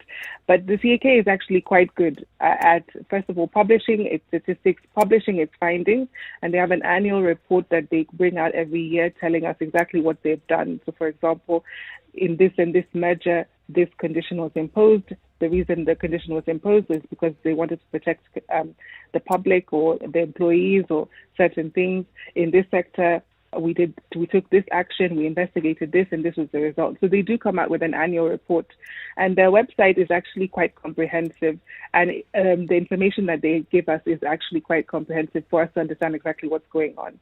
I think some of these things are publicized and then become a big issue when they've been under investigation for a while and the CAK has been doing their work in the background. So in terms of a public body, I would say that as a lawyer, interacting with the CAK is one of the easiest regulators to work with and one of the most transparent. So I wouldn't really be there bashing them automatically. They try and do a good job. I think even in Europe and other countries, the difference between the enforcement action, the publicization of that action, is actually the compensation that is then given to individuals. So, for example, in the Volkswagen case, individuals were compensated because of that misinformation that Volkswagen gave, and the onus was on Volkswagen to compensate those individuals. So what we have to do now is go further and say, although the company may be fined, you've done this, and the CAK has investigated and found this action, why aren't we compensating individuals and saying you deserve this compensation because for years you were deceived by the manufacturer? So that's probably where we need to go. But in terms of information and being open and transparent, I think the CAK does try, and you'll find that they're much better than other regulators in this country. Jerry, forgive me, but I want to take you back. I just want to understand the thinking behind the policy and lawmakers in putting consumer protection under the Competition Authority. If you look at the Competition Authority, so yes, it deals with the mergers and acquisitions, anti-competitive practices. And a lot of the information that we get from the Competition Authority is on mergers and acquisitions. So there is two companies that are coming together. Recently, there was the issue of Telkom Kenya and Airtel. There are many others, and I'm actually even looking at their website. The decision on the proposed acquisition of the entire share capital of Dudutech. Another one, 84.89% acquisition of Century Microfinance. Eka Africa by Zepri. But I don't see issues on consumer protection. Why was it put here and not, for example, on the Kenya Bureau of Standards that we see and we've heard for many times is the one that's out there, that's doing spot checks, that's doing enforcement of standards. And when it comes to enforcement of standards, that's when it's also dealing with the consumers. And for example, KEBS has recently been doing a campaign where they're saying if you go and to purchase something and you don't think it meets the standards, you can get in touch with us. So we have a multiplicity of agents that are given the role of consumer protection. Why was this? I think it's different things for different, what's it called, different folks, different strokes for different folks. But basically, Kenya Bureau of Standards can do a different job than the Competition Authority can, right? So a consumer protection issue is also an economic issue. So if you look at the bread manufacturers, for example, the issue is one of economics, because you can deceive a consumer in many ways and then have a monopoly or an oversupply or just a lack of transparency in that industry to the detriment of the consumer. Whereas what the Kenya Bureau of Standards does is look at accreditation of a particular industry and maintaining the brand or whatever the consumer, the manufacturer said that they're doing. So TAK and competition are economic issues. They deal with economics and how those affect consumers. It could have been another issue in the manufacturing industry. It's just that this one looks at also the standards that the bread manufacturers are setting, in line with KEBS, for example. But it could have been anything, which the Competition Authority look at. Where further my confusion is compounded, there was an issue of Kenya Bureau of Standards dealing with maize flour processors and producers, right? And pulling them off the market because of what it contained. And then there's now this issue of bread going to the Competition Authority. So when I have a complaint, who do I go to and for what reason? I mean, that's why I'm wondering, why lump consumer protection under so many other agencies where I don't even know? If I go and I'm buying a cologne and I do not think that this cologne is genuine, who do I go to? Do I go to the Anti-Counterfeit Authority? Do I go to the Kenya Bureau of Standards, the consumer? Why are you putting a consumer in so many places to go?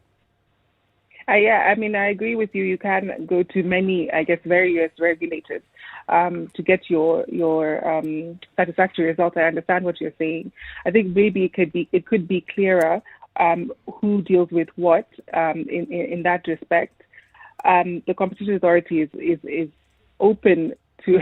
I feel like I'm defending them so much. No, it's all right. We understand. You deal with them more than you deal with others. Defending, you're actually explaining it, and explaining is good. They're more in the forefront, I think, and more responsive. I've never dealt with other agencies. I've never dealt with anti-counterfeit agency, for example. It could be clearer. I take your point. So now,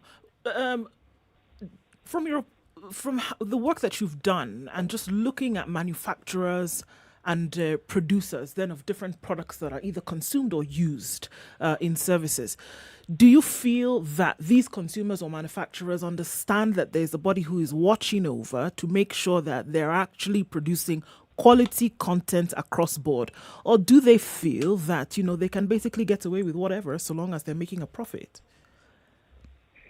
I'm not entirely certain. I know that the powers of the CAK are so wide, and unless you have done some research and understood it, you may find yourself shortchanged, right? And so it's important for you to understand your business if you're a manufacturer and understand the possible consequences. I'm sorry, I hope you were hearing me right there. Yes. Yeah, okay, good. And understand the possible consequences to your business. It's up to you really to do that research. If you want to take the chance, good luck to you. The CAK has the power, for example, to do a dawn raid on a business. That means they just go in there with the investigators and take whatever documents they want. Yeah. So they have wide powers to carry out investigations without even your knowledge or consent. Yeah. Those are extreme examples, but as a manufacturer, if it was me, I would be making sure that I understand what the possible parameters and consequences are. Let's take a break at this point at 7:30. We're having a conversation with Nyeri Wagasha. She is a lawyer. She is a corporate partner at CDH Kenya, helping us to understand the competition law in the country and consumer protection, and you as a consumer, what you can do when you find things that are not working. And, well, you as a manufacturer as well, because we have people who are also in the business. What do you do when these guys come knocking at your doors? How do you deal with them? The conversation continues right after this quick break. Jobs.standardmedia.co.ke. Remember, this is a portal that you visit if you're looking for jobs.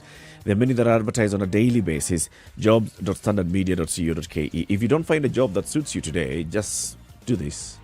Subscribe. When a job that suits you is advertised, you will receive an email or SMS alert, and then you will be able to go and see. Learn for Good there are very many teaching jobs that have been listed today on jobs.standardmedia.co.ke. Learn for Good and Seek Teachers, very many organizations. Also, in addition to this, the Machakos Public Service Board is looking for a solid waste management director. Integrated Staffing and Training Limited is looking for a pharmaceutical technologist. Digital marketing manager, are you one? Fanaka Real Estate is looking for somebody like you. Versus Consulting Kenya is looking for registered clinical officer and a senior sales and trainer coach. is being sought by an organization called USUDI. Jobs at standardmedia.co.ke. Check all these jobs out, and all the best.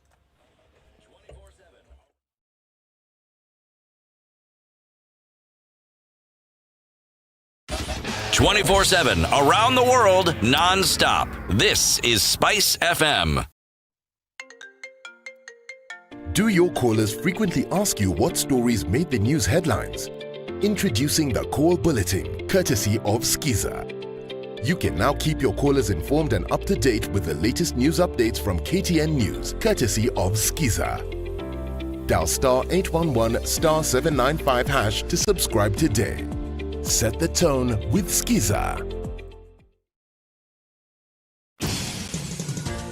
The COVID-19 pandemic has reminded us that knowing how to spot fake news can be the difference between life and death.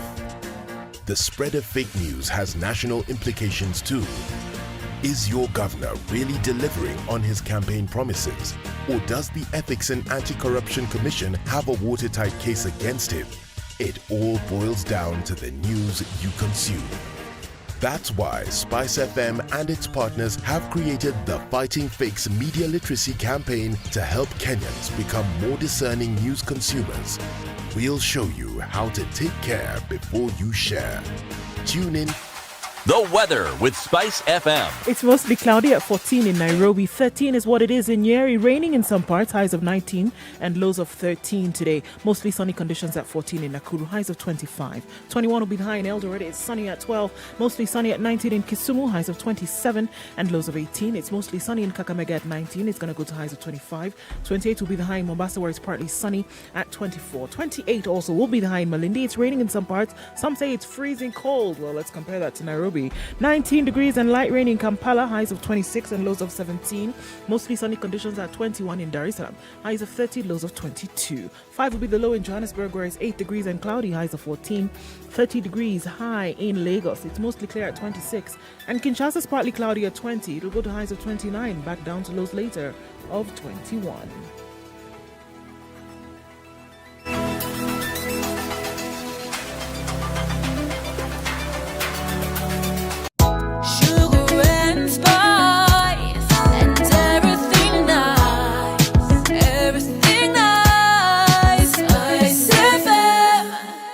Okay, getting into the CBD is a spectator sport now that we're smack dab in the middle of traffic hour. It looks like it has backed up quite some in all directions, coming from Thika Road, coming out of Westlands, coming from Mombasa Road, and also coming from Gong and Langata Roads, respectively. There's a lot of traffic in and out of the CBD. We're going to have to watch out for this one, but it's not at crazy status just yet. Where is it crazy? Kiambu Road is where it's crazy. What is supposed to be 2 lanes is now 4 and multiplying by the hour. Hopefully it doesn't get too mad as you try to get towards the Muthaiga Square, and then onto the Pangani Underpass out towards Globe Cinema Overpass. Take a breath and then use Wangari Maathai. Then you'll be in the CBD without too much of an issue. But before that, you're going to need a dab of patience. Spice FM KE, talk to us. Are you stuck somewhere? You find a good route? Let us know and we'll spread the word. Text us as well on 40127.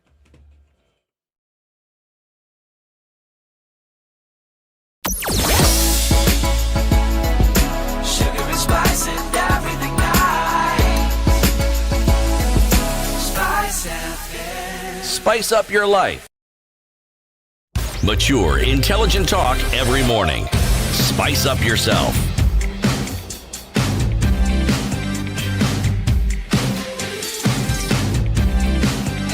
Mornings done right. 94.4 Spice FM. Minutes to 8. This is Kenya's biggest conversation, The Situation Room. In the room with you today is Nduoko, CT Muga, and Eric Latif. And joining us on the line, Jerry Wagasha. She's a lawyer. She's a corporate partner at CDH Kenya. We are talking about the competition law in the country. Jerry, question. Are there regular checks and balances for companies, organizations right now that could either serve as making sure that quality is kept, or in terms of deterrence for those who would not keep up with the standard that they should, that they say they will when producing some of these things? So are there regular checks and balances to say that, okay, well, even if we're not doing what we ought to do, or if we're not producing in the manner in which we ought to produce, that we know that there's somebody checking on a regular basis, so that will either force us to behave or make us stop what it is that we are doing, which is below standard? Does that happen? Yeah. I mean, yes, they do take, the CK does do its own investigations on its own volition. So there is that opportunity for, manufacturers who are doing the wrong thing to be exposed. So yes. But I think like with any other country, it's difficult enough to find out and get the information. It's difficult to do those investigations. It's not an easy job. So I think we just need to, be fair and say that consumers are free to make their complaints. The CAK will do an investigation, as well as the CAK's own mandate to do its own investigations and find out what's happening in the consumer protection space. So yeah, let's just wait and see. I know it's a bit annoying to really give them that break, but in a lot lot of ways, we're doing better than other countries in Africa. Sure, so it's also well, Jerry. I mean, to use that state of the analysis, we are doing better than most countries we're in doing Africa. Better. Okay, and that's a yardstick, isn't it? Does that sound unreasonable? It does. Absolutely. Why? You see, if you want to look at how well you are doing, let's take, for instance, let's look at a race, something that Kenyans are very good at, the steeplechase, okay? If I happen to be at the qualifying competition at Kasarani and I am last, so I don't qualify for the Tokyo Olympics, but I tell everybody, I'm one of the fastest on the continent. Now, how exactly does you even say I did better? Some people didn't even qualify for the trials. In fact, I did better than most of the people who ran in this race in Europe. Is any of those not true? Oh. It's true, I would. But at the same time, just looking at how competition has developed, the Act has been in place since 2010. Before that, it was the Monopolies Commission. So we're coming into our own. It's 10 years in the making. We're still doing well. We're not at the stage where we should be in terms of international best practice, but we're trying to get there. And like I said, again, I feel like I'm defending the CAK so much when really I should be enhancing the standards and pushing for an enhancement of the standards to an international level. But I do think we have to give them credit where credit is due.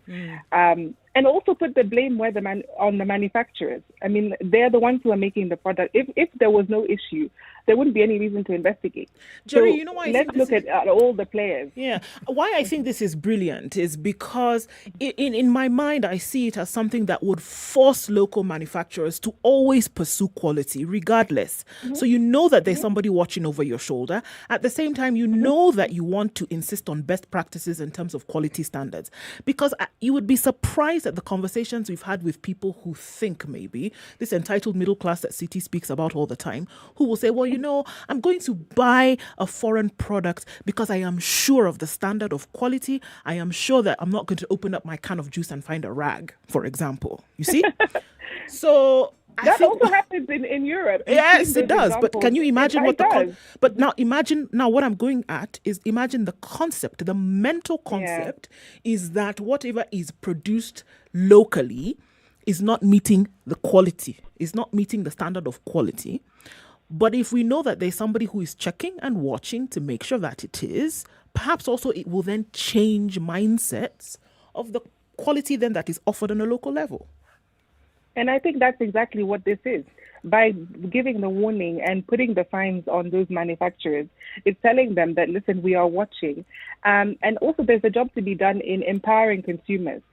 We can all do that. And I always tell everyone that I meet, if you have a complaint, take it to the right or the respective body so that you as a consumer feel empowered to say, I'm not happy about this and please investigate it for me and take the action that is necessary. So if consumers feel as if they have the power to make a change, then that change can be implemented. If you look at the report that, say the latest report that we have online regarding the activities of the CAK, it's absolutely commendable. There's only one little thing that Well, should you say niggles at the back of my mind when I look at it? Yeah, You've got her giggling, Cece. No, she's being prophetic in her thinking. She is like, I'm imagining she's thinking, okay, I know what he's going to say next. Yeah. Well, you actually don't. So let me say, if more people knew about what CAK actually does, there's a section where they talk about sensitization to organizations, sensitization to the public.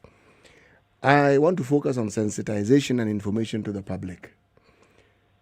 The organization would be far more potent, far more useful if infinitely more people knew about it and understood what it does. That is really what I was going to say. I agree with that. I think there's a lot more work that can be done. I will take that feedback back to the CAK. And they do a lot of work. I think sometimes it's unseen, but I agree. There's it's a lot not more enough. work That's to what I'm saying. publicize the work. Yeah. How about this, that's Jerry? right. That's fair. I just want to approach it from a different angle. I mean, we have an employment authority. We have other authority. Why don't we have a specific body that deals with consumer and consumer concerns, and not dealing with mergers and acquisitions, dealing with this and the other corporate, specific to consumer and consumer needs that you resource. You have offices around the country that I work here, and this is a consumer protection authority or consumer protection agency at county level, at sub-county level. Because as it is right now, this body has very many things that it's doing, and I can bet that among the least resourced in this competition authority is the consumer protection bit. In terms of how much time do they spend on consumer protection? How many offices, for example, do we have of competition authority around the country? So consumers are far-flung. They're in every corner of this country. Every. Yeah, I agree. And public resources are public resources. I'm a private lawyer. I cannot comment on government policy. So I agree. All of these things are things that as a public, we should be lobbying for. We have a role to play as well in what we want to see achieved in this country. And we can't just wait for someone to dictate it to us. Eric, don't you get the impression Jerry's agreeing with us too quickly? Yeah, it's a way of dodging. I mean, Eric, I agree. She even agreed with me before I'd even said what I was going to say. Jerry, from your expertise as a lawyer, right? Somebody who's actually now dealt with this particular field of consumer and consumer protection, right? Mm-hmm. If you look at the way matters of consumers are being dealt with, it's always coming from the point of, you see, the manufacturer or the one who's supplying is already at an advantaged position because they have the money, they can hire the lawyers. But the consumer, who is an individual consumer, going to complain about what they have received, what they bought, what they thought is what has been promised by the supplier is not what they're receiving, does not have all this at their disposal. What is the best way to ensure that a consumer is as empowered to deal with the manufacturer when it comes to conflict resolution? Yeah, it's again about the resources available.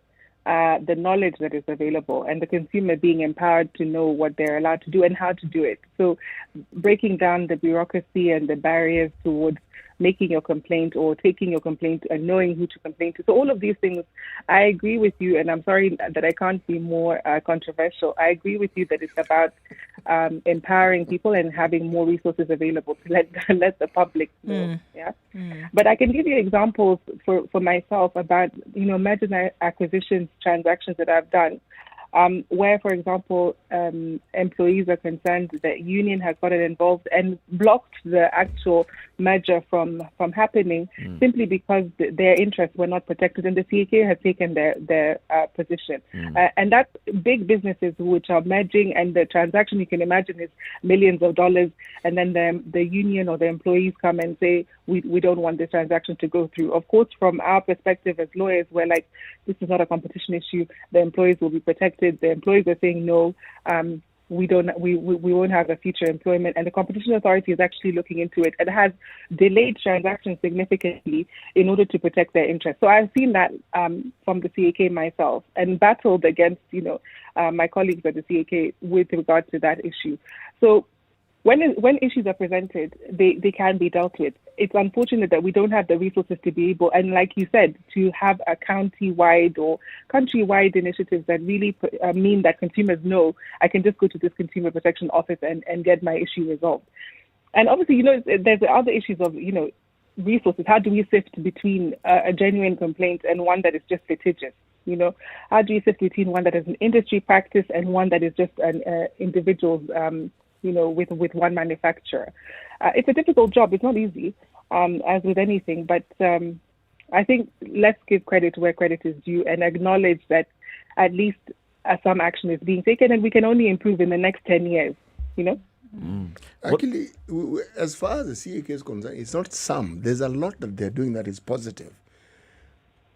Oh, I'm glad you're saying that. So now I'm not the only one. You agree. You are agreeing. I actually know that there's a lot that they're doing that is positive.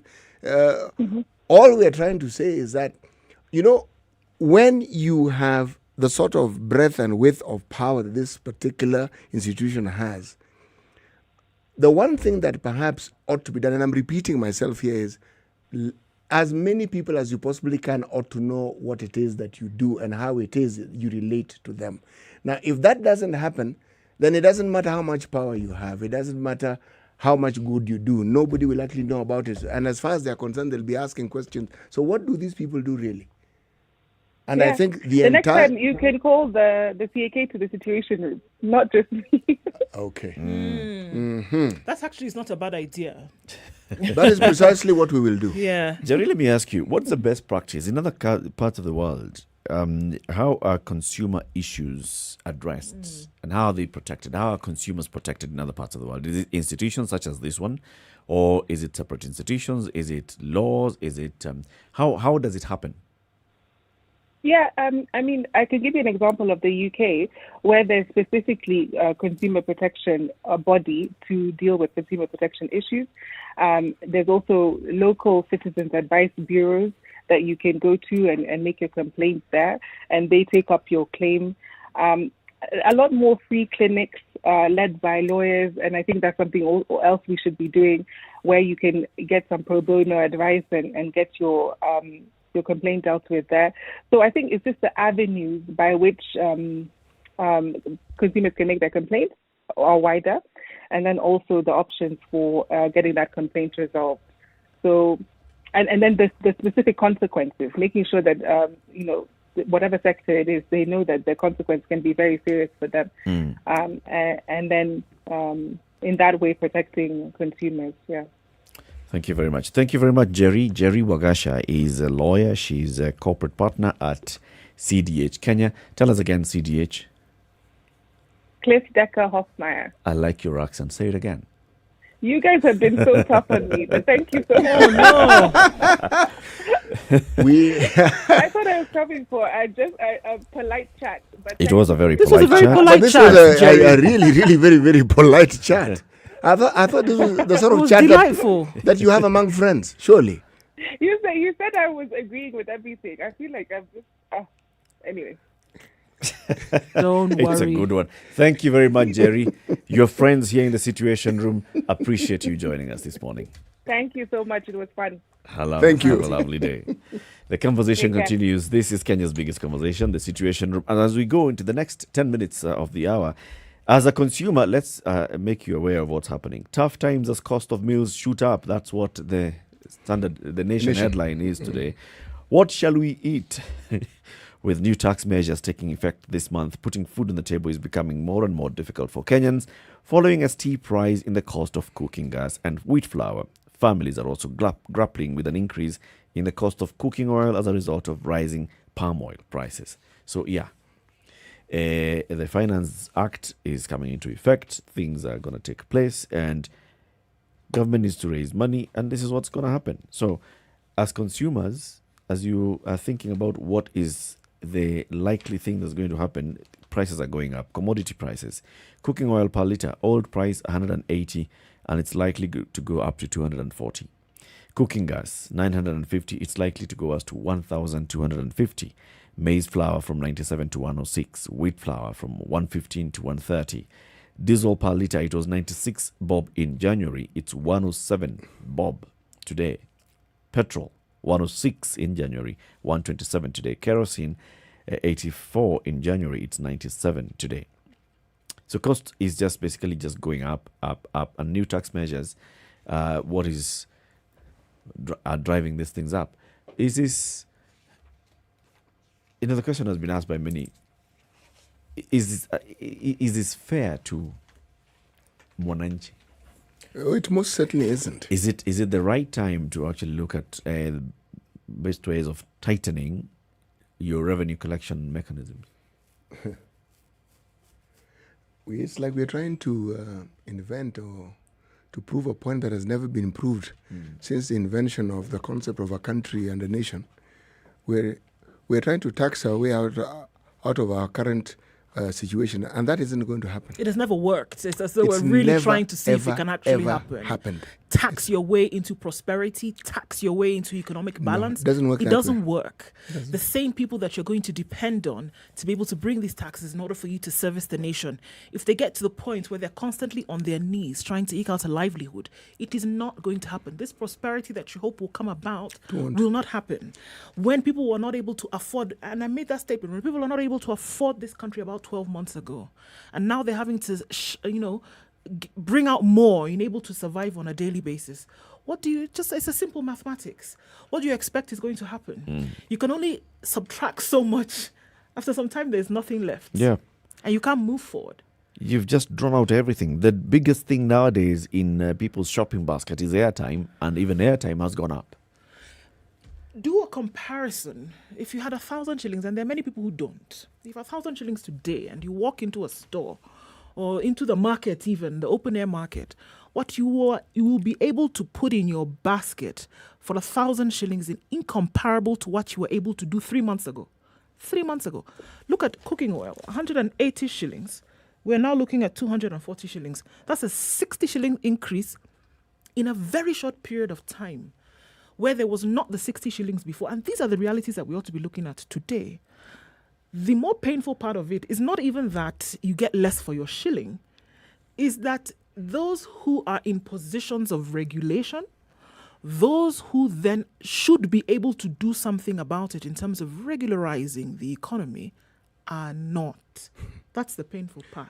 If you listen to the language, everything they're doing is supposed to spur economic growth, and yet the very actions will achieve the complete opposite of what it is that they want. See, if you're an agricultural country, people need to eat.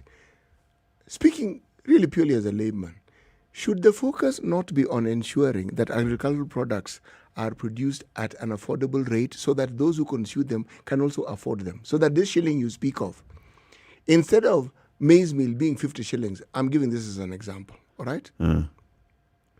Why can't it be 30? More people can afford it, and it can be 30. Why don't we see more effort being made by the government to make life affordable? So that the cost of living, as we said, why can it not be lower? Because with everything that happens, the cost of living just keeps getting higher, higher, higher. And then you talk about increasing salaries. All you're doing is increasing inflation. You're not helping the situation.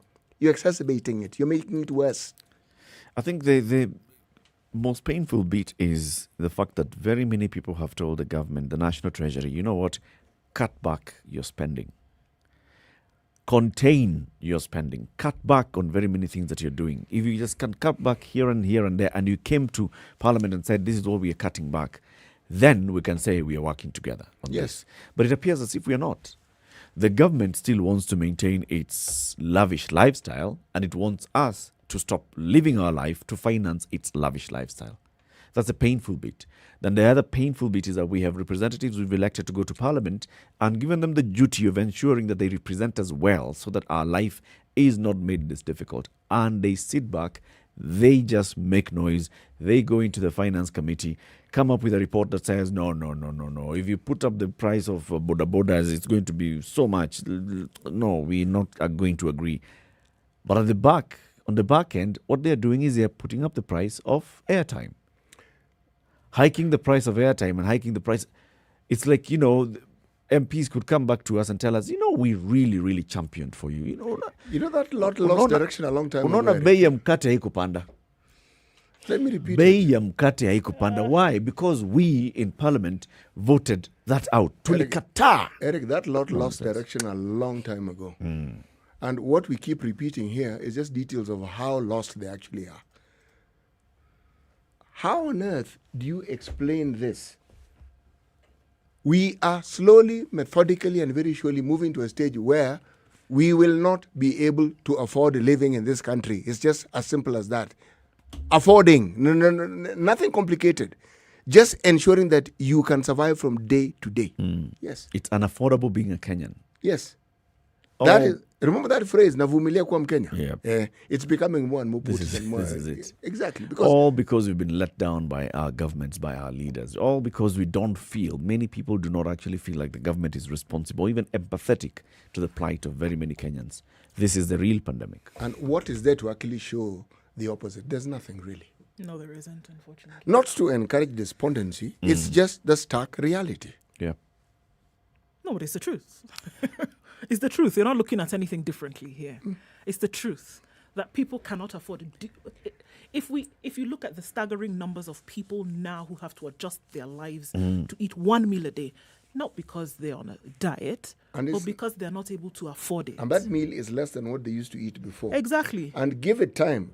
Mini budgets coming up. You think this is the end of this story? These things are going to go up again. They'll go up. A national treasury that is living in this country with everybody else tells the Kenya Revenue Authority to move up its revenue targets for the next year to 2 trillion shillings. To raise 2 trillion shillings through tax. Last year, they told us that they raised 1.6 trillion shillings. All right? So they raided some people. They went to people like these ones. You owe me 2 billion. 2 billion. You bring today. They went to Keroche. They went to others. Okay, so they consolidated 1.6 trillion shillings. Can they really raise 2 trillion shillings? In an economy. In this economy. Where people who earn money are reducing in a number. People who can actually earn money which can be taxed are reducing in number. And when they reduce the number, it means they can't spend. If they can't spend, it means all the taxes associated with buying will also be reduced. And this deficit, they're not going to, if they are unable to raise, they're not going to cut back their expenditure. No. They're going to borrow. Yes, no. It's going to be borrowed, which basically just brings another burden to the taxpayer because next year, how much we need to pay back to the people that we owe goes up. I'm getting cross-eyed. When you talk about corruption and all the impact that corruption has, these are some of those things. This is it. The real pandemic in this country is corruption in very many ways, including in budgeting. We are suffering. Keep it right here. The conversations continue into the next hour. This is SpiceFM. We're in Nairobi, Mombasa, Kisumu, Nakuru, Eldoret, Nyeri, Malindi, and we're also online. It's now 8 a.m.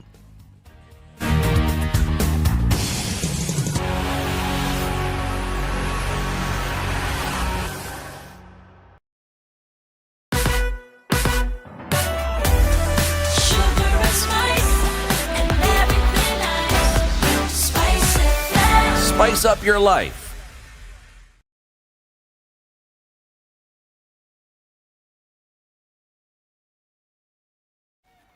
This is Newswire. I'm Dennis Aseto. 3 NASA affiliate parties have started a process of dissolving the NASA coalition. In their words, Ford Kenya party leader Moses Wetangula and his ANC counterpart Musalia Mudavadi have confirmed that what is left of NASA is the aspect of winding up the alliance and accountability issues which ODM has refused to account. This comes barely a week after ANC, Ford Kenya and Wiper leaders held a meeting and promised to communicate the resolution soon. Police in Nakuru have launched a manhunt for a Corporal Caroline Kangogo, suspected to have had a hand in the murder of yet another officer, Constable John Ogweno, both of whom were stationed at the Nakuru Central Police Station. Nakuru County Deputy Police Commander Joseph Tanui says Kangogo, who is alleged to have been in a romantic relationship with Ogweno despite her being married, vanished with Constable Ogweno's pistol that had 15 rounds of ammunition. The last time was seen with his girlfriend, who happens to be his colleague also, Corporal Caro Kangogo, who has since vanished, and her phone is switched off, and the police are looking for him as investigation commenced. Lamu residents have every reason to smile after the Office of the Director of Public Prosecutions launched a boat to be used by its officers. The boat, provided by the European Union and the United Nations Office on Drugs and Crime, is expected to transport prosecutors to and from the island as they handle various cases. DPP Nurdin Haji said residents of the area have been deprived access to justice for a long time because prosecutors fail to appear in court on time.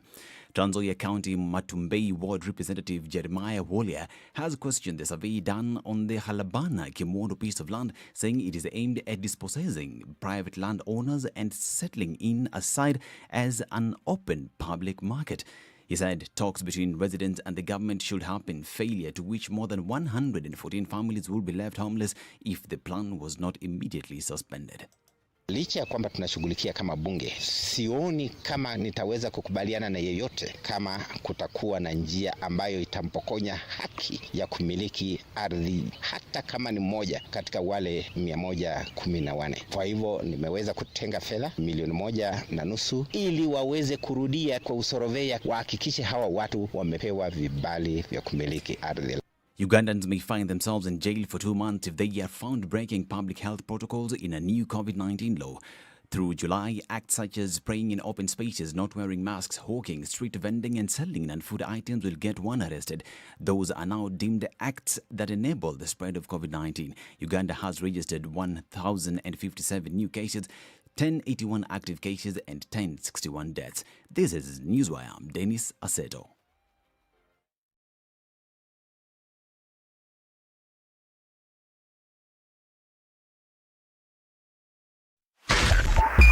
.5 Spice FM, Kisumu. Thika Road traffic at Roy Sambu imeshikana kushinda ugali. Is that what we're being told this morning? Yes, it is. That's what it looks like. It's not moving, guys. Right there. Bumper to bumper traffic all the way into the city. As you get towards the Pangani underpass, out then towards Ngara. Go Wangari Maathai, guys, because the thumping traffic at Ngara, I don't think we're able to handle it this morning. Coming off Mombasa Road into the city, we are looking also at traffic there. Lunga Lunga Road inbound is slow, but it is moving. Not too much of an issue. As you get to the Likoni interchange on Mombasa Road, then out towards the southern bypass, you should be all right. It's slow, but it's moving. If we keep it moving, I think we'll be all right.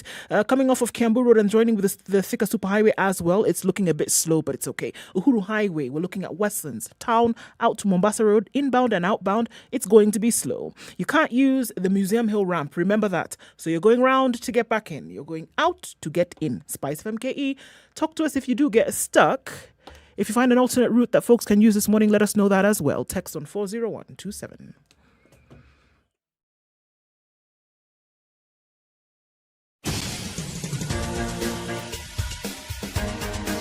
This is The Situation Room, the home of hard-hitting political commentary and penetrating insights about the state of the nation. This is a talk radio experience like no other. The Situation Room, a place for hard truths, debates, and elevated conversations. The Situation Room, witty, political, engaging, deep, controversial. In the room, we have C.T. Muga, researcher, academic, seasoned political observer, a fountain of wisdom in these politically uncertain times. Ndu Oko, Nigerian by birth, Kenyan by choice, communications expert, Pan-Africanist, a truth seeker and believer in people power, and Eric Latif, agent provocateur, the man in the chair, seasoned journalist, news hound, a man who believes in punching up, not down. This is The Situation Room. The All right, only it's way 5 to minutes start past your 8. day. Kenya's biggest conversation gets into the third hour. Thank you very much for tuning in. Joining us on Spice FM online, Spice FM KE, YouTube, Facebook, Twitter, and our website, www.spicefm.co.ke, or on KTN Home, where we are now live for the next 1 hour. A very good morning to our audience on KTN Home. Guys, wave to... Wave. Yeah, good. Our audience on KTN Home, karibuni sana. This is your radio experience on TV. Siti Muga is in the house, and he has the day's proverb. He who pelts another with pebbles asks for stones in return. Why he? Why not she? I was given that. She who pelts another with pebbles asks for stones in return. All right, let me make it gender neutral. They One who. One who pelts another with pebbles. In this world that we live in. Yes. You can't just be like that. For stones in return. How's that? One is satisfied when they hear that one. When one hears of thus, yes, one is happy. It is adequately gender representative. One is happy. One is happy. One is happy. Then one is also happy that one is happy. Good. Good. We have many people who are joining us for the first time this morning, and they're saying, "Yes, I'm joining you for the first time." I know, it's great to see quite a number of folks this morning. Anakosam from Watamu. Mustafa, hello, good morning to you. Thomas Nevondwe from South Africa. Maureen tuned in. Kadhure also first time in the Situation Room. Karibuni sana. Nena, Jacob, new fan from Mombasa. Timothy Career says, we're not far from a colonial onslaught in the country. Makali Giovanna says, that's right, the cost of living should be affordable. The government of Kenya is just insane. Doesn't care about its people. Quite a number of people joining us, and I'm very glad that you do this morning for the first time. Yes, and thank you very much for tuning in. So we're going to be talking about pursuit of justice in the country in this hour. And we've had very many cases, very many incidences where even human rights organizations such as Amnesty International Kenya and others have actually even gone out to highlight cases where people are pursuing justice and it takes forever. And even in some cases, they just don't get the justice that they deserve. Why? So there are cases where somebody feels aggrieved by something and they go and report to the police, and the police commence investigations, and they feel that those investigations are either taking too long, they're completed but inconclusive, or what comes out of an investigation report is completely absurd. In some cases, people are taken to court. Court cases take so long. You are forever going to court, reporting to court in court for your case to be heard, and it takes very long for you to actually get your justice. We spoke to a woman who was fired from her job, was prosecuted on allegations of theft, was convicted, was jailed for a year. She went to jail with her 3-month-old child, came out, pursued justice, and she got the reprieve. In that the court actually said, no, you were not guilty. You were jailed wrongfully, and you deserve compensation for that. This is not just one case. There are very many. No, it isn't. The pursuit of justice in this country is just one of those things that you do not want to be in that situation. I think also, unfortunately, we're looking at very many cases where you look at the onset of a case and then you're able to poke holes in it already. Look at what we spoke about this morning with this case of this murdered police officer. And then you're already asking questions. How are you making these links? How is it that you're able to deduce one thing from this piece of information? I think then it can show very clearly where the confusion comes about. And in people who are looking for justice, then you want to ask yourself, how did you arrive at this conclusion? Because the evidence I have or the information I have looks like something that could be totally different. And then how serious are these investigations being taken? How serious or is the evidence that is brought then before you? And how important is it in the steps that are now taken towards justice? If you're able to start asking questions about something that an investigative officer has put forward, immediately something goes off in your mind and you say, wait a minute, this doesn't make sense, or this doesn't add up. And it has been concluded on the life of somebody's family member at the end of the day that this is the case, but they're asking questions different. And this is what happened. Yeah, and those are not being taken into consideration. I think we have a problem. We looked at the story of the other day of these children who are missing children, babies who are stolen off the streets, whatever happens. And those who are arrested, it would have appeared to the entire country as though they were guilty immediately. But then investigations take place and all you get is an I'm sorry later. Well, we held you, it was wrong, but okay. But no, the taint has already... There's not even... I'm sorry. The taint is there. Your family has gone through hell for however many days you are held, and it just goes ahead. Now, in the case where someone's loved one has died, and the allegation is that a proper investigation has not taken place, how do you come to terms with it? What do you do? What do you do? I mean, every question that you ask raises another question, really. It doesn't actually provide an answer.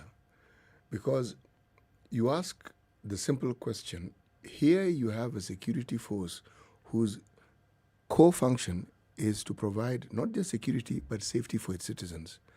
Now, if it then appears with cases that one keeps reading, that what one sees of them, or what one is reported, is an increasing number of cases where the complete opposite of what is expected of them is what you keep seeing, then it raises many questions.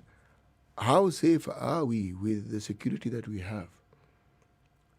Does the security forces that we have, does the police force that we have provide us with ample reason for us to feel secure that the services that they're supposed to provide are purposed towards providing us that security? And when you talk about security, you talk about security in the broadest sense possible. Yeah. But then I always have to ask these particular questions. I always ask.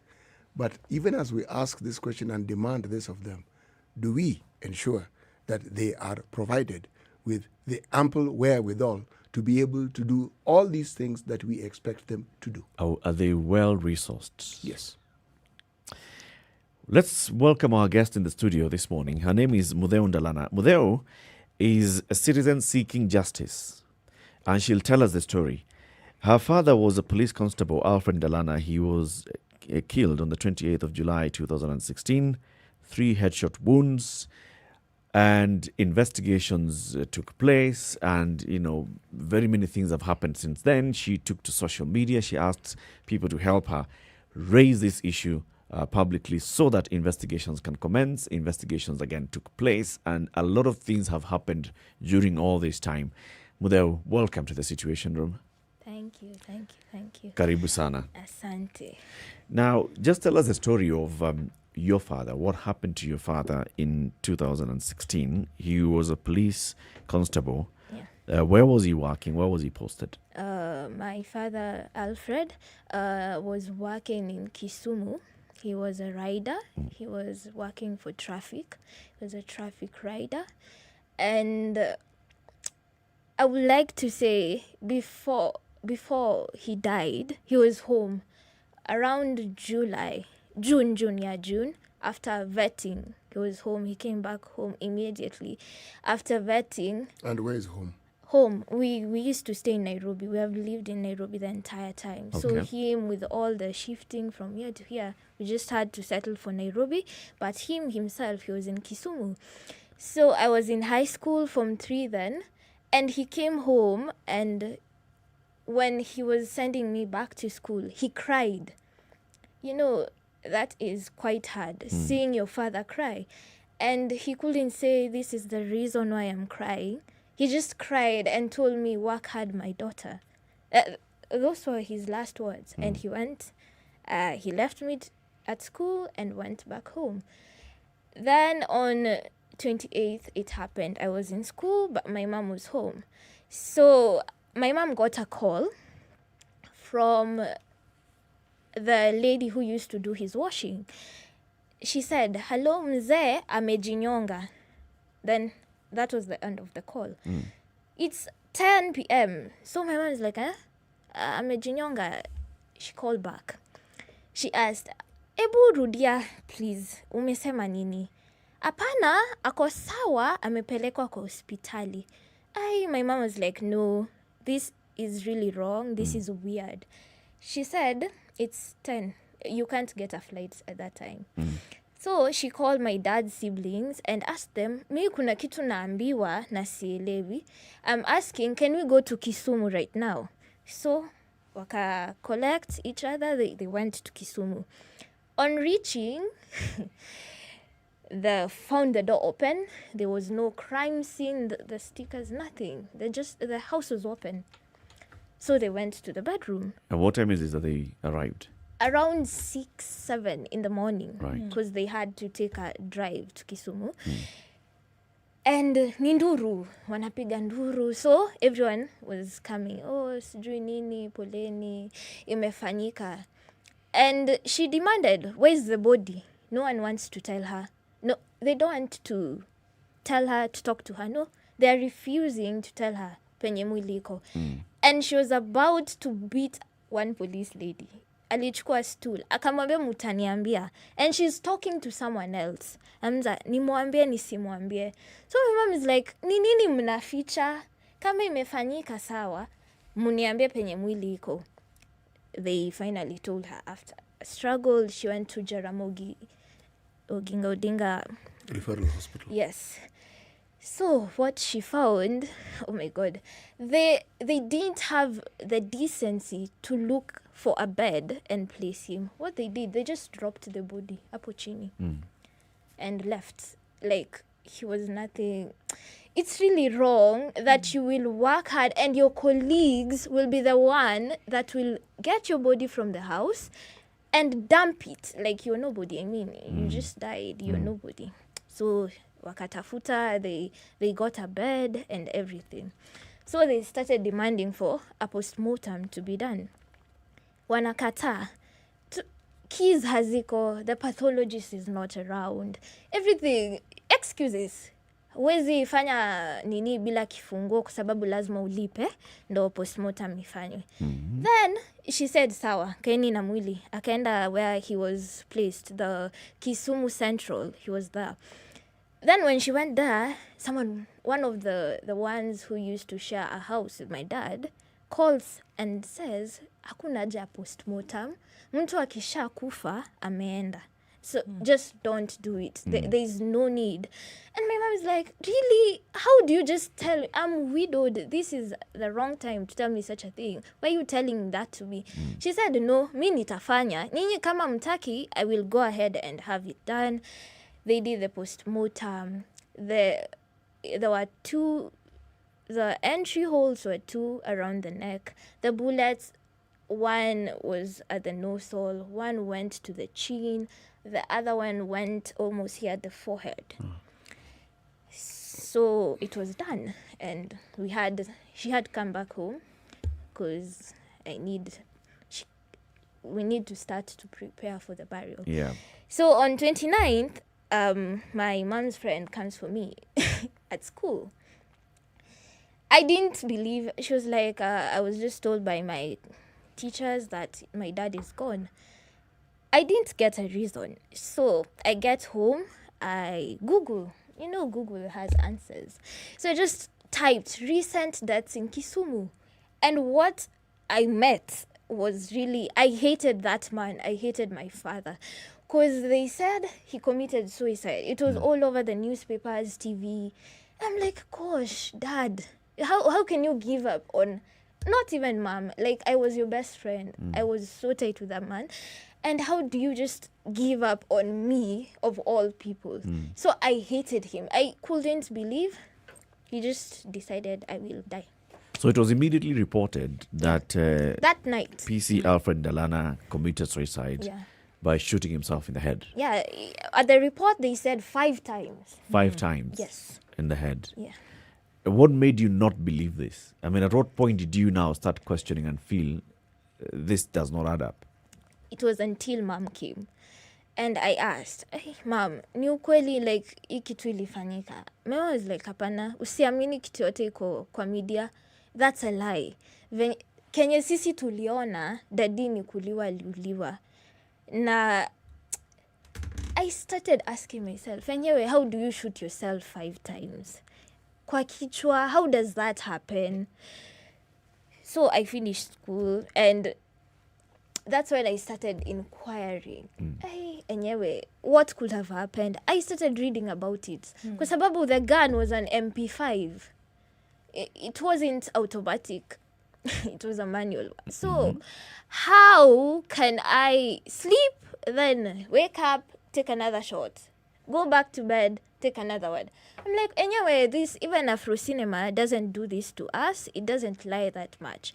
So, yes, nothing happened. We knew about no case. Nothing was there. Nothing was told to us. So 2020, which is last year, I raised this issue on Twitter. I was like, this and this happened to our family, and we don't understand. That's when the DCI called. We went to the DCI. We went to IPOA. And when we went to the DCI, we had never, for 4 years, we had never had the postmortem reports. So when I demanded from social media, that's when the CID who was working on, he was bitter. He almost beat my mom up. Was like, munaandika huko kwa social media. Uliitisha postmortem report nikakata. And we had asked. We through our lawyer. He called. He's like, hello, nataka postmortem ya Ndalana. And he's like, sawa. Sa kuna kitu ilifanyika. I had to take the another step. Kwa sababu we are demanding for it. You don't want to give it to us. So what should we do? I went ahead. And they were like, you are airing a situation that is in court, in social media. That's illegal. You should be arrested. Why should I be arrested? Was the matter in court? Was the matter in court? It was, but we didn't know. All right. So who had taken the matter to court, and what were the grounds for this? So it was an inquest. It had 2 files, one in 2016 and another one in 2018. It was an inquest on the state versus my dad. And are you aware of who originated it? Or no, I think it just I don't know. I think it just happens when someone dies and it's weird. Maybe I don't know. Because it was I don't know. I really don't know how it generated. But yes, so we demanded we should if something is going on in court and it involves our member, I believe it's our right to know that this and this is going on. Sure. And no one is telling us, so how will I know it's in court? Will I just wake up and know, yes, it's in court? So I said I didn't know, and you don't have a reason to arrest me. It was a lot. It's just a lot of drama. A lot of drama. After that, we went to court like a few days later, a weeks later. Then one of my mom's employees, immediately she went to court, I think on Wednesday. On Friday, she got shot. Alipigwa risasi kwa tumbo. It's lucky she survived. So my mom was like, mnamaanisha nikienda court ndo sasa vitu zitaendelea kufanyika. Kitambo 2019 they attacked my mom. Who's they? When the police took the cartridge, they said hii risasi ni yetu. So we don't know. From Buruburu, yes. They were like, haya, hii risasi kwa nini yetu? So we don't know who was that. And you were in their presence when they said this? My mom, yes. Your mom was there? She was there. Okay. Saa kashanga, aya, ni yenu. Kwa hivyo inamaanisha ni nyinyi mnatumika kutushambulia ama ni nini inaendelea. Kwa sababu kani yenu, ni hiyo kitu ilienda. They robbed her, took all her money, everything. Where was she attacked? At Buruburu, home? no. She was closing one of her businesses. So a business premise. Yeah. Unknown people came and attacked her and robbed her and went. They shot at the door. She was fighting them. Okay. She was like, hapana, mi siwezi wapea pesa yangu, sijui nini. Then he was like, unajua mama, unadhani ni mchezo. Wakalipua mlango ya duka, wakifunga. So wakalipua. So my mom was like, guy, aki, it's serious. Wacha tu niwaachie. They took everything and went. And yeah, to me, this is to me. All this can't be happening if it was really suicide. Why are you attacking us? And if the bullet was yours, why all this if it was honestly suicide? Dalana, has anybody... I mean, we know that the inquest was going on. Yeah. We know that there are people then that you now try to speak to. We know that there was a request for a post-mortem. Did anybody come and sit you down or even request and say, walk me through what may have happened? Your mother, walk me through what may have happened leading up to this incident. Do you know of any kind of investigations that took place before your complaints or even after your complaints? Before... when Dad died, around August, that's when my mom found some cartridges from the whatever happened, the net. So she took them to DCI headquarters. The mosquito net in the bed? Yeah. Okay. The one that was in Kisumu, the one Dad was using, when she was unpacking everything, she found a cartridge and she took it to the DCI, and I think that's all had been done. Till then, until I complained, nothing at all. And when we went to the DCI, the case was taken from this particular CID, the one who was handling it, to another team. And that team, we kept complaining to them when my mom is getting followed from work. They're just fishy things are happening. We will report to them. Each and every time we will report, and we will ask them, we will remind them to remind, kwa sababu walikuwa hawaendi kotini. The one who was dealing with cyber crime, they will be summoned to court and they won't show up, and that's a loss to us because we have to pay a lawyer, we have to travel to Kisumu, and your guys are not showing up, and you're the people who are handling the case. What's not happening? So actually nothing happened, nothing really. It was Mom just explaining to IPOA, this and this happened, this took place. Mom explaining to the new team, this and this happened, this took place, and it's like they don't have a record where they are picking up from and following up the conversation. No. It's only what my mom will say, what are her cries, only that. Yeah. We'll continue with this conversation shortly after this break. In the studio with us is Mudeo Ndalana. She is seeking justice. Her father was shot 5 times in July 2016. Several investigations since then have concluded, even in court, they've concluded that it was suicide. The family does not believe this story, and therefore the family, Mudeo and her siblings and her mom, are seeking justice and saying, no, we want this particular issue investigated again and again and again. And she'll be telling us the kind of experiences she's had seeking justice. What is the plight of people who are seeking justice in the country? We are live on KTN Home, on SpiceFM, and online, 28 minutes after 8. We'll be back shortly. Good morning.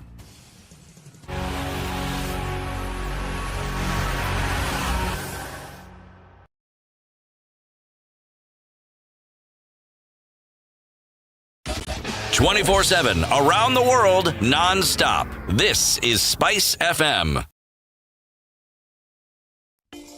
Mamboni Express Naivas. As an authentically homegrown brand with over 30 years in operation in Kenya, Naivas is excited to announce our new express store along Windy Mbingu Street, the first of our express stores in the CBD. Visit the new Naivas Express store along Windy Mbingu Street to enjoy exclusive deals and offers, as well as the same great prices on all your household shopping. Naivas saves you money. Mambo Express.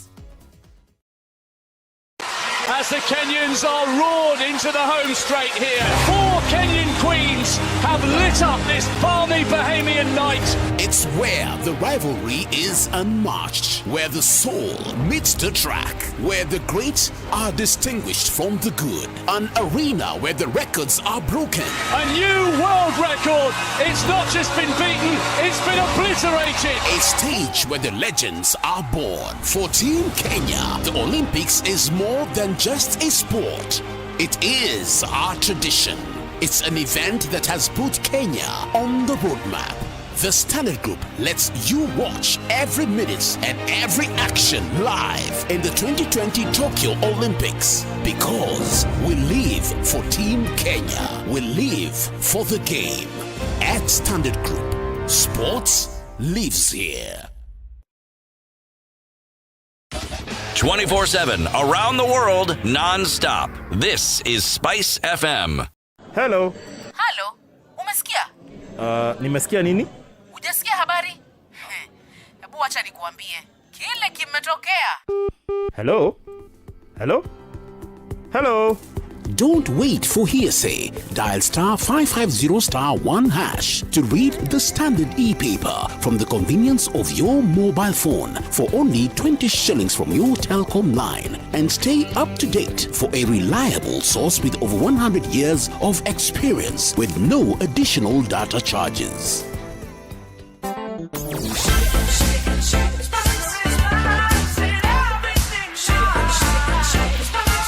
It's also Cloudy in Nairobi at 14, highs of 21 and lows of 12 today. Light rain in Nyeri at 13, that'll be the low, going to highs of 19. 25 will be the high. In Nakuru, it's mostly sunny at 16. Sunny conditions in Eldoret at 14, highs of 21 and lows of 13. It's sunny at 20 in Kisumu. We'll see highs of 27 and lows of 18. 21 will be the high in, 21 is what it is in Kakamega. Highs of 25 and lows of 15. 28 the high in Mombasa. Light rain at 25. We'll see lows of 23. We'll see lows of 24 in Malindi. It's raining at 26 and 26 will be the high in Kampala, where it's also raining at 21. We're looking at partly sunny conditions in Dar es Salaam. Highs of 30 and lows of 22. 8 degrees and cloudy in Johannesburg. Highs of 14 and lows of 5. We'll see highs of 13 and mostly clear Lagos, currently at 25, and it's sunny in Kinshasa at 20. Local highs of 29 and lows of 21. Are you ready? Okay. Spice FM. So we're still seeing that thumping traffic on Thika Road, especially around the Royce Hamble Junction this morning. Not moving, moving very slowly actually at some parts. Getting into the CBD, also coming out of Westlands, use the Red Hill bypass. That link road will get you into the city a lot quicker than staying through on Uhuru Highway. Uhuru Highway in and outbound all the way to the Nyeri Stadium roundabout from Westlands, moving very slowly this morning. And we will see disruptions as we go along. So watch out for that. We're also seeing a little bit of traffic on Gong Road coming towards the city mortuary roundabout. Shouldn't be too bad though getting into the city. Bagathi Way coming from Langata. Bagathi Way coming from Mombasa Road. There's your option for this morning. Tell us where you get stuck if you do. Spice FMKE on Twitter. Text on 40127.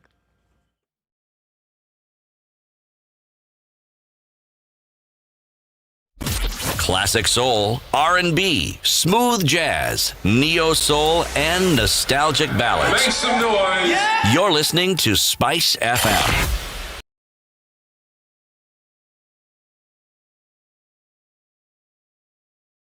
Spice FM. Hey, it's getting hot in here. The media has greatly contributed to the moral rot that we experience in this country. I remember a senior politician telling me, point blank, nobody steals in the field, it's stolen in the granary. So my friend, if you're going to win an election, jipange kwa granary. I think we are suffering from Stockholm syndrome. Our violator and abuser is also our redeemer in our mind. The whole political class, the whole political institution is rotten. It is based on ideals that cannot progress our country forward. Mature, intelligent talk every morning. Spice up yourself.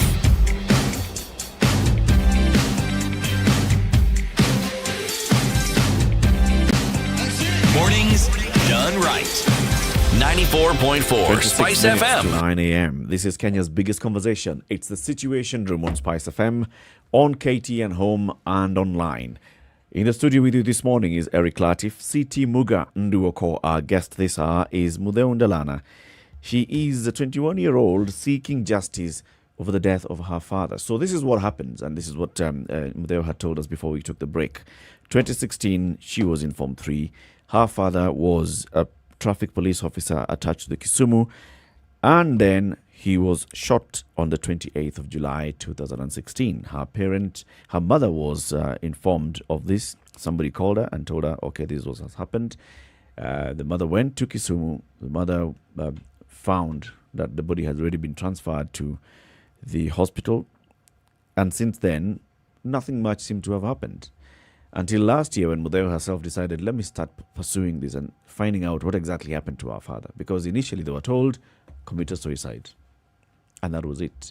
And so when Mudeu and her family started raising this matter through the public and social media, they were invited to the DCI, and they were also invited to the Independent Policing Oversight Authority to record statements and to have their case started. That's when they found out that there has actually been an ongoing inquest into the death of Police Constable Alfred Ndalana.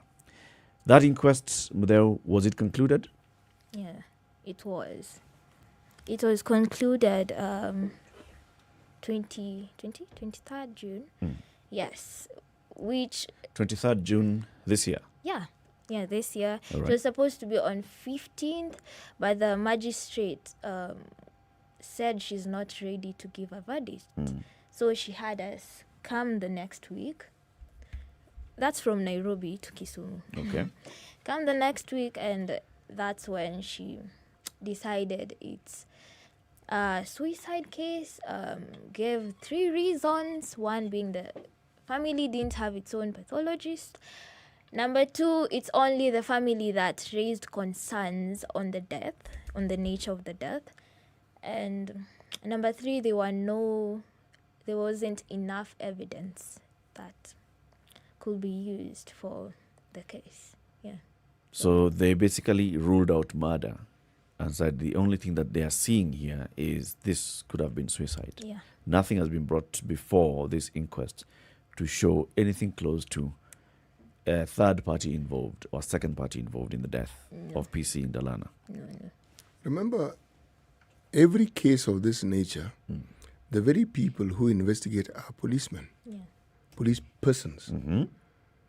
And that is the evidence that the magistrate relies on, unless somebody has other evidence other than what the police have provided. And if the police are investigating, it is what they present that will actually form the final determination of the particular case. But I find it strange, or maybe I've been watching too many movies. Shooting yourself once is quite a feat. And anywhere from the neck upwards will probably kill you. 5 times. Did you have a lawyer who represented you in this inquest? Yeah. Did your family have representation in the inquest? Yes, we did. And this was your lawyer? Who? This was a lawyer that Yes, you, it was a lawyer. Yeah. What does your lawyer say about the verdict of the inquest? What is he saying? Has Actually, he appealed? he was expecting that. Yeah, he was. I think he just knew the way. He was just saying, he will just tell us, just wait. We will just go ahead and appeal. Kwa sababu he was, ungemsikia, you know the tone someone just give you. It was like, yeah, it's as if he just knew this will just get to a dead end. But yes, we will appeal. Yes, we are hoping to Let me appeal. ask you the tough question here, Mudeo. Yes. Was the lawyer behaving this way because the lawyer could basically see the evidence that has been adduced in court in this inquest and what the family is relying on and seeing, well, here really it's overwhelming that there could be a likelihood of suicide? Or is your lawyer behaving that way because they are seeing this has been manipulated? What is your lawyer saying? Was he saying that there has been manipulation and tampering in this inquest? Or is your lawyer saying, I think what has been presented really makes sense? No, alisema hakuna ukora. Hii ni ukora, and we can see it. Hii ni ukora. Na ni sawa. It's as if he just knew whatever. Maybe walihongana, there was corruption involved. He knew. It's as if he was just waiting for us to just... You know, the really tough question that one would ask, maybe you're not even in a position to answer because you wouldn't know. You were a student at the time of your father's death. Yeah. Your father was a policeman. Yeah. Now, the nature of police work doesn't mean that everyone you come across will become a fan and you'll be endeared towards them. There is a likelihood that in the course of doing your work, even if you just do it properly, you are likely to rub certain people the wrong way. Now, did your dad ever talk about people he may have disagreed with or he had rubbed the wrong way or people he did not get along with? Yeah, he was complaining. He even called on Tuesday and he was murdered on Thursday. He called his brother and he was like, nasumbuliwa na wakubwa kazini. Wananisumbua, tafadhali muniombe. And he kept saying, uku kazini wakubwa wananisumbua. And he was ready to retire. He was just ready to call it quits. And before he alikuwa ashaanza kuapply kuacha kazi. He was in the process. Ameomba ruhusa, anakatazwa. So the Thursday, Friday, he was supposed to come home to Nairobi. So, we don't know. He was complaining. Anapiga simu, anasema ki. Hadi akapigia the OCS, OSPD, the one who even talked to the media on the nature. He's called Mwakio. Akamwambia, akamuuliza, kwa sababu before, in June, that's when, inaitwaje, the Kavulundi thing. vetting. That's when vetting happened. And he was among the police officers that were vetted. So akapigia mdosi wake akamuuliza, nikuulize nimekosa kwa sababu huna furaha na mimi. Aliuliza na alicomplain. Si ati hakukua na yeye mwenyewe hata point ilifika akasema nataka kuacha hii kazi. Anyway, he was fed up. Whatever was happening, he wouldn't tell us. Kwa sababu maybe it will put mom in danger, it will put us in danger. He just maybe decided to go with him. He will ataumia peke yake kwa sababu also men tend to not talk a lot. And did you not confide in his brother? So he was calling his brother 2 days before he died. Yeah. And he complained that he's getting harassed by his bosses at work. And that he's even willing to call it quits. Did he not go further, provide any inclination of some detail of what exactly was going on? My dad was a very silent man. He would never talk, just watch. So didn't he have any police individual who was his friend? Actually, in the Kisumu forces was really different for that man. Let me tell you, he didn't even have friends the way in Mombasa. He worked in Mombasa. Yeah, he was in Mombasa for a very long time. And there would meet friends. Many. We have known them for a long time. They're still friends with us till today. But Kisumu was quite different because we would go there.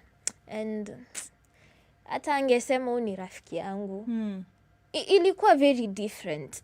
I would say that was a different, I don't know what happened there. We couldn't know what really happened, but I won't say that was the relationship my dad had with his workmates in Mombasa. If I'll compare, it was totally different for me. So, 23rd of June, I mean, less than a month ago, is when now the decision on this inquest was taken, right? Has there been, I mean, so you said an appeal will happen thereafter, but has there been any kind of communication to you, even from a higher investigative arm saying, well, you know, this is done or likely to look at it further? Has there been any communication from anybody saying anything to you or your mother about this, or from where they are sitting, it's case closed, we are moving on? No one has reached out. I was even surprised DCI didn't reach out this time. But IPO just called yesterday. Is it yesterday? And they were like, habari ni sisi tutaongea. They just said tutafuatilia, tutaongea. Okay, so according to IPOA now, what IPOA is saying is that now they're going to pick up the case and look into it. Is that what they're saying? Or just, hello, how are you doing kind of communication? They were just like, habari nzuri. Tulikupigia na tutaangalia. We will look into it. Maybe. Let's hope. They're updating you and telling you that they haven't forgotten the case. Yeah, let's see that. During this whole period, well, last week you took to Twitter again and you said, this is the verdict that has come out. And you're still saying you still don't believe it, you still want to pursue justice. And during that, you also shared more details of what you believe has been a coordinated harassment and attacks on your family members. Yeah. What are these attacks? One, you've told us that your mother was attacked at her business, and then her worker was shot. What else has happened? Kufuatwa. You know, the funny thing is we saw the CID. He came to my mom's workplace. Mama akamwona vizuri tu akiongea na mtu wa pikipiki. And from that day, my mom started getting followed. What does that mean? How do you know she was followed? They were 3. Moja anangoja kwa gate, anamfuata nyuma ya gari. You see the way? Anaenda. Ikifika hapo Jogoo Road, mwingine anamfuata. Yani, unaona tu. And you can't do that. Same vehicles, different days? Same pikipiki. Okay. She even reported it to the DCI. Same pikipiki. Inamngoja a particular point, inamfuata. You know, you can't do that to me for 3 days. That's awkward. Will you be waiting for me each and every time? Kwa sababu you won't say huna kazi unangojea hapa leo, kesho ukue hapo tena, kesho kutwa. So when she reported it, it stopped. So that means that CID was summoned, maybe, hopefully. We tend to believe so. Because it stopped. Immediately, she reported it to the DCI. Yeah. Okay.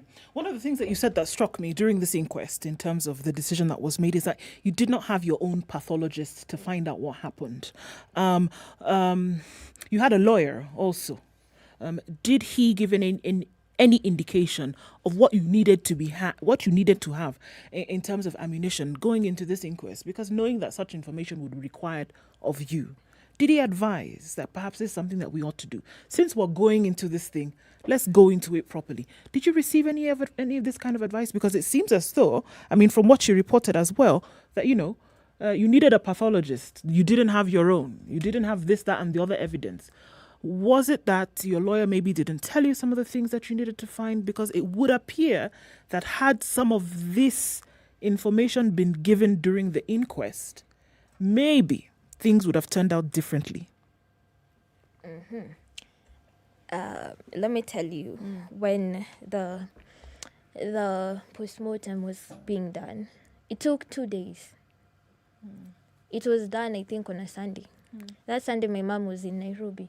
So what she did, aliacha brothers, my dad's brothers, huko Kisumu, with the body. Kwa hivyo, I believe she never knew what is really happening. So when the postmortem was taking place in Kisumu, My mom was in there. but your father's brothers were present. Yes. So there was family representation present in the room during postmortem. Yes. Okay. So I tend to believe my mom at that position, at that moment, she never knew what is happening, what is required of me. So aliachia ndugu. Alisema mimi nimeenda Nairobi kwa watoto kwa sababu we are here in Nairobi, all of us. Akasema mutamalizia Kenya inahitajika. So I tend to believe maybe she didn't know, we didn't know. But did your the lawyer family. advise you during this period that perhaps there was more information that you needed to get? And then, I mean, obviously there was a position at which you were at, and let's just say it as it is. The position at which you were at was solitary, you were alone. Okay?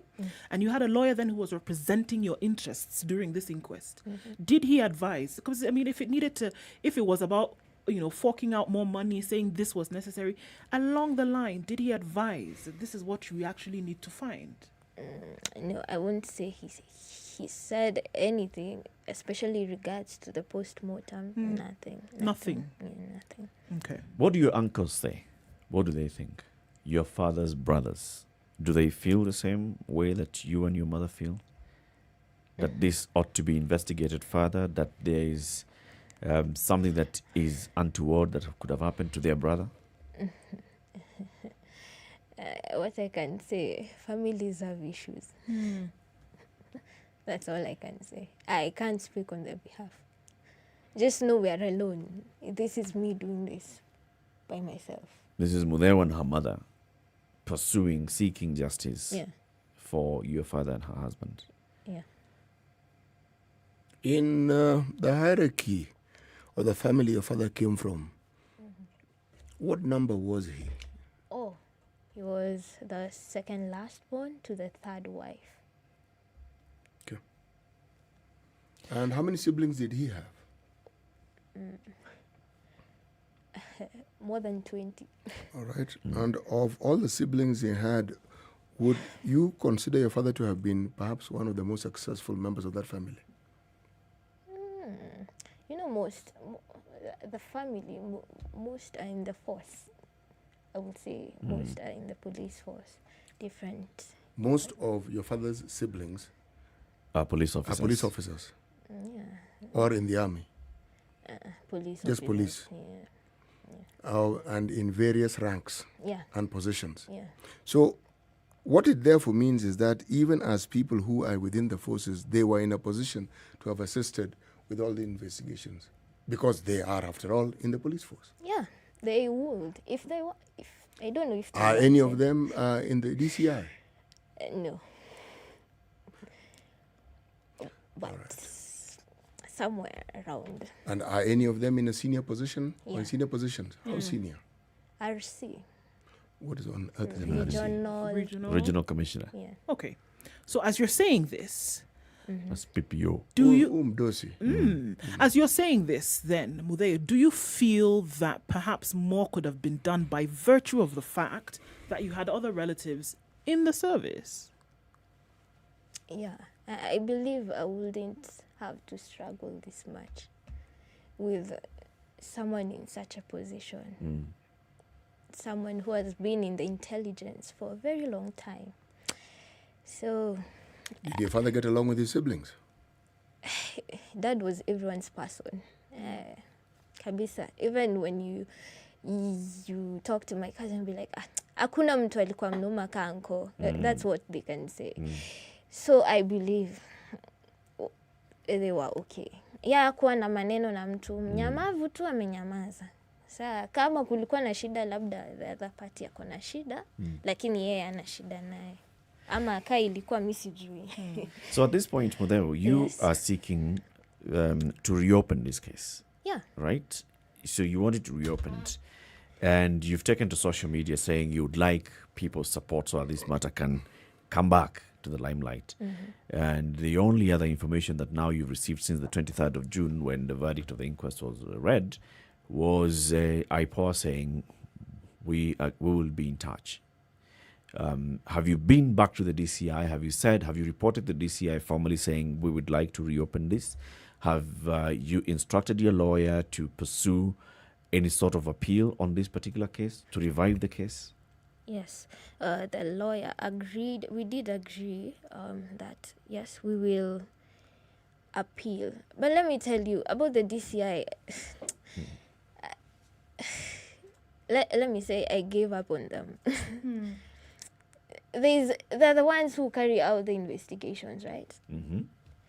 And they're the ones who have been giving the going to court, giving the whatever's the instructions, giving what they feel. So I feel, honestly, I lost hope in the DCI. You know, one of the things that we will, of necessity, have to do, we'll have to reach out to the police service, and we'll have to seek the opinion of somebody within the police service, whether it's the spokesperson, whether it's somebody from the DCI, because when issues like this are raised, we would also like to know what it is that the police have to say on this matter officially. Yes. Indeed.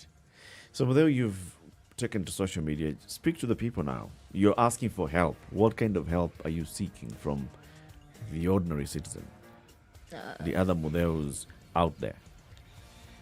The help that I'm seeking. Let me tell you, this has drained us financially. That's one thing. Kwa sababu you go, the prosecutor isn't around. The next time someone didn't show up to court. So the more you go, the more the case is adjourned, and the more you're wasting money, because there you'll have a lawyer. You'll have to go with a lawyer. We'll come from Nairobi to Kisumu. Honestly, I don't know we're supposed to start, and I don't know what investigations we're supposed to do now, but I believe that maybe if we had, I don't know, a private investigator. I really don't know what I want, but I just need help. I'm screaming help. I'm screaming help because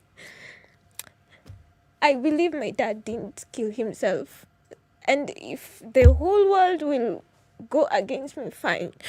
But the nature of that death, honestly, the only place in that house that had blood is a wall. And he was in bed. The photos are in bed. So he took himself from the wall at the door. That's where the blood was splashed there. At the bed, you won't tell me I will shoot myself all those times and take a gun and place it on my chest and I'm dead. What you're looking for is closure. You want to really understand what happened to your dad. I really because the want stories that you've been told, you do not believe. Honestly, as simple don't. as that. Yeah. And thank you, Madeo. People have heard you. Thank you for joining us today. Thank you for sharing your story with us. And we wish you all the best as you seek what city is actually rightfully calling closure. You want to be sure that this is what happened to my father. If evidence is actually given to you that shows satisfactorily that he committed suicide, well and good. If it doesn't, the other evidence should come out that shows this is what happened to Police Constable Alfred Ndalana. Wish you all the best. Thank you. Thank you for joining us. Time for us to say goodbye to our audience on KTN Home. You've been with us since the top of the hour. These conversations happen every weekday morning on SpiceFM.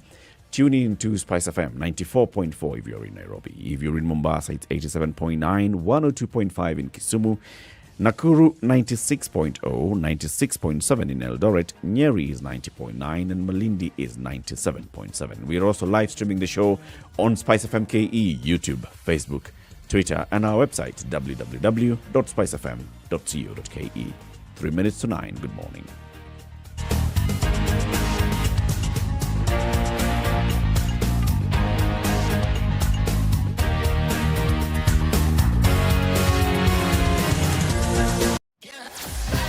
Sugar and spice and everything nice, just the way you like it. The Spice Drive. Did you have a great day? I hope you did. I intend to make it better from 3 p.m. to 7 p.m. I'm going to be taking you home nice and chill. Everyone is welcome aboard. The hashtag is Spice Drive and, of course, SpiceFM KE on Facebook, Instagram, and Twitter. The Spice Drive with Monique. The official soundtrack of getting you where you need to be. Sugar, spice, and everything nice. All right, okay. SpiceFM. Spice up your life. Mature, intelligent talk every morning. Spice up yourself.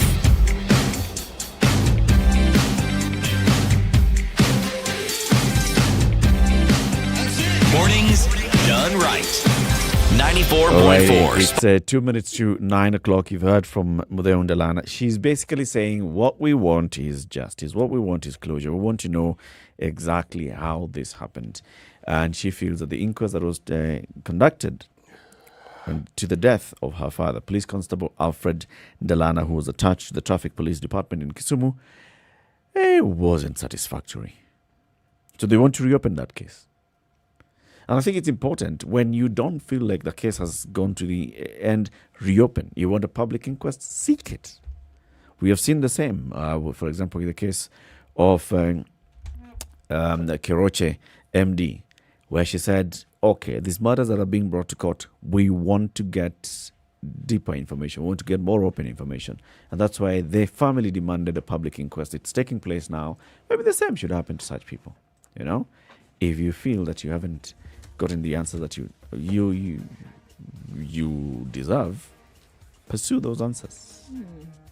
I think we're looking at brave moves. Yes. And there are a lot of people who don't have the opportunity to do that, to seek recourse, to seek help. Yep. Well, let's take a break. Take a look at the traffic after hearing the news in the top of the hour. The conversations continue to the next hour. Thank you very much for tuning in this and every morning.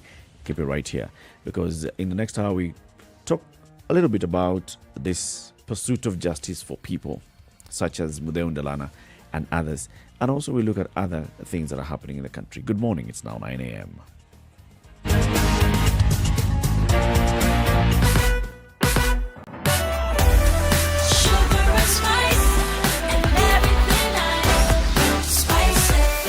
Spice up your life.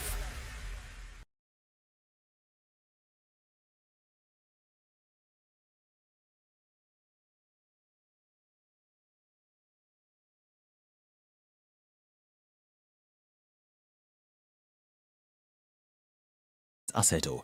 Chief Justice Martha Koome will today preside over her inaugural sitting as President of the Supreme Court of Kenya. The Supreme Court is now fully constituted following Chief Justice Martha Koome's appointment, and that of Justice William Muken is set to hear 20 cases between July and October 2021. Among the cases the Supreme Court will handle when it holds a virtual sitting is the now well-known Muruatetu case, which featured prominently during the interviews for the position of Chief Justice.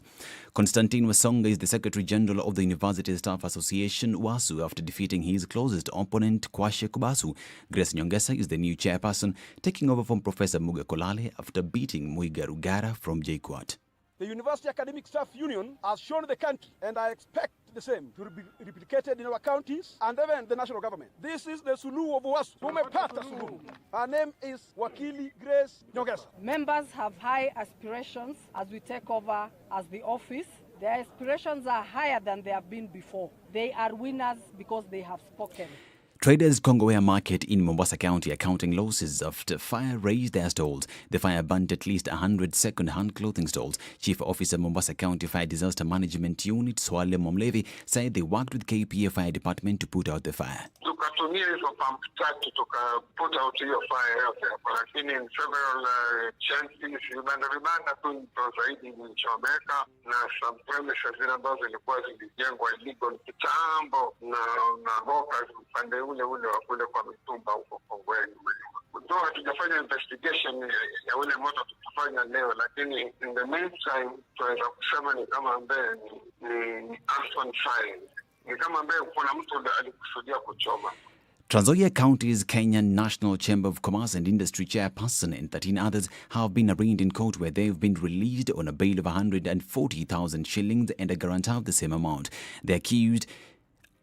They stand accused of violating COVID-19 protocols during a protest yesterday in Kitale against the demolition of stalls and the eviction of traders without notice, a move that has been opposed by the county's women rep Janet Nangabo. Kwa nini mnawapatia license ya kusema hizi license tumekupa ni kwa sababu unalipia biashara yako? Baada ya wiki moja unakuja tena kubomolea huyo mtu mwenye amelipa license yake. Mimi kama mama kaunti sitavumilia nikiona tu wafanya biashara yao wanaanza tena kuhangaika, kwa sababu hii italeta hata uhalifu katika Trans Nzoia hii. County government ilikuwa wapi kutengeneza mikakati yake tangu 2017 mpaka wa leo? The Global Partnership for Ethiopia has announced the appointment of Anwar Susa as the managing director of the operating company in Ethiopia effective 1st July 2021. Anwar will report to Board of Ethiopia entity and Safaricom PLC Chief Executive Officer Peter Ndegwa. Anwar is currently the managing director of Vodacom DRC and the chairperson of Vodacash, a position he has held since 2017. This is Newswire. I'm Dennis Aseto.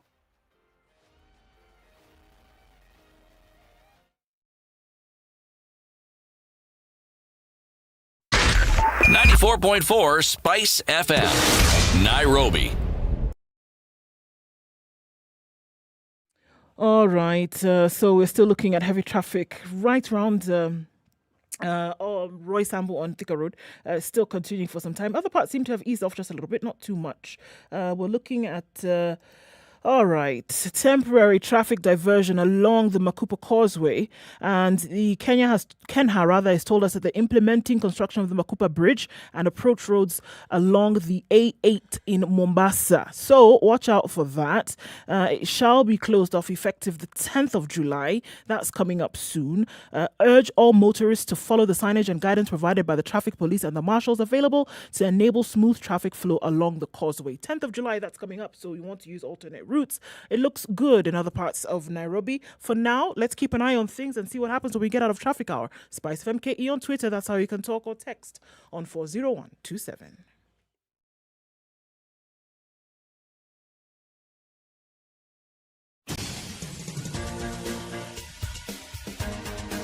This is The Situation Room, the home of hard-hitting political commentary and penetrating insights about the state of the nation. This is a talk radio experience like no other. The Situation Room, a place for hard truths, debates, and elevated conversations. The Situation Room, witty, political, engaging, deep, controversial. In the room, we have C.T. Muga, researcher, academic, seasoned political observer, a fountain of wisdom in these politically uncertain times. Ndu Oko, Nigerian by birth, Kenyan by choice, communications expert, Pan-Africanist, a truth seeker and believer in people power, and Eric Latif, agent provocateur, the man in the chair, seasoned journalist, news hound, a man who believes in punching up, not down.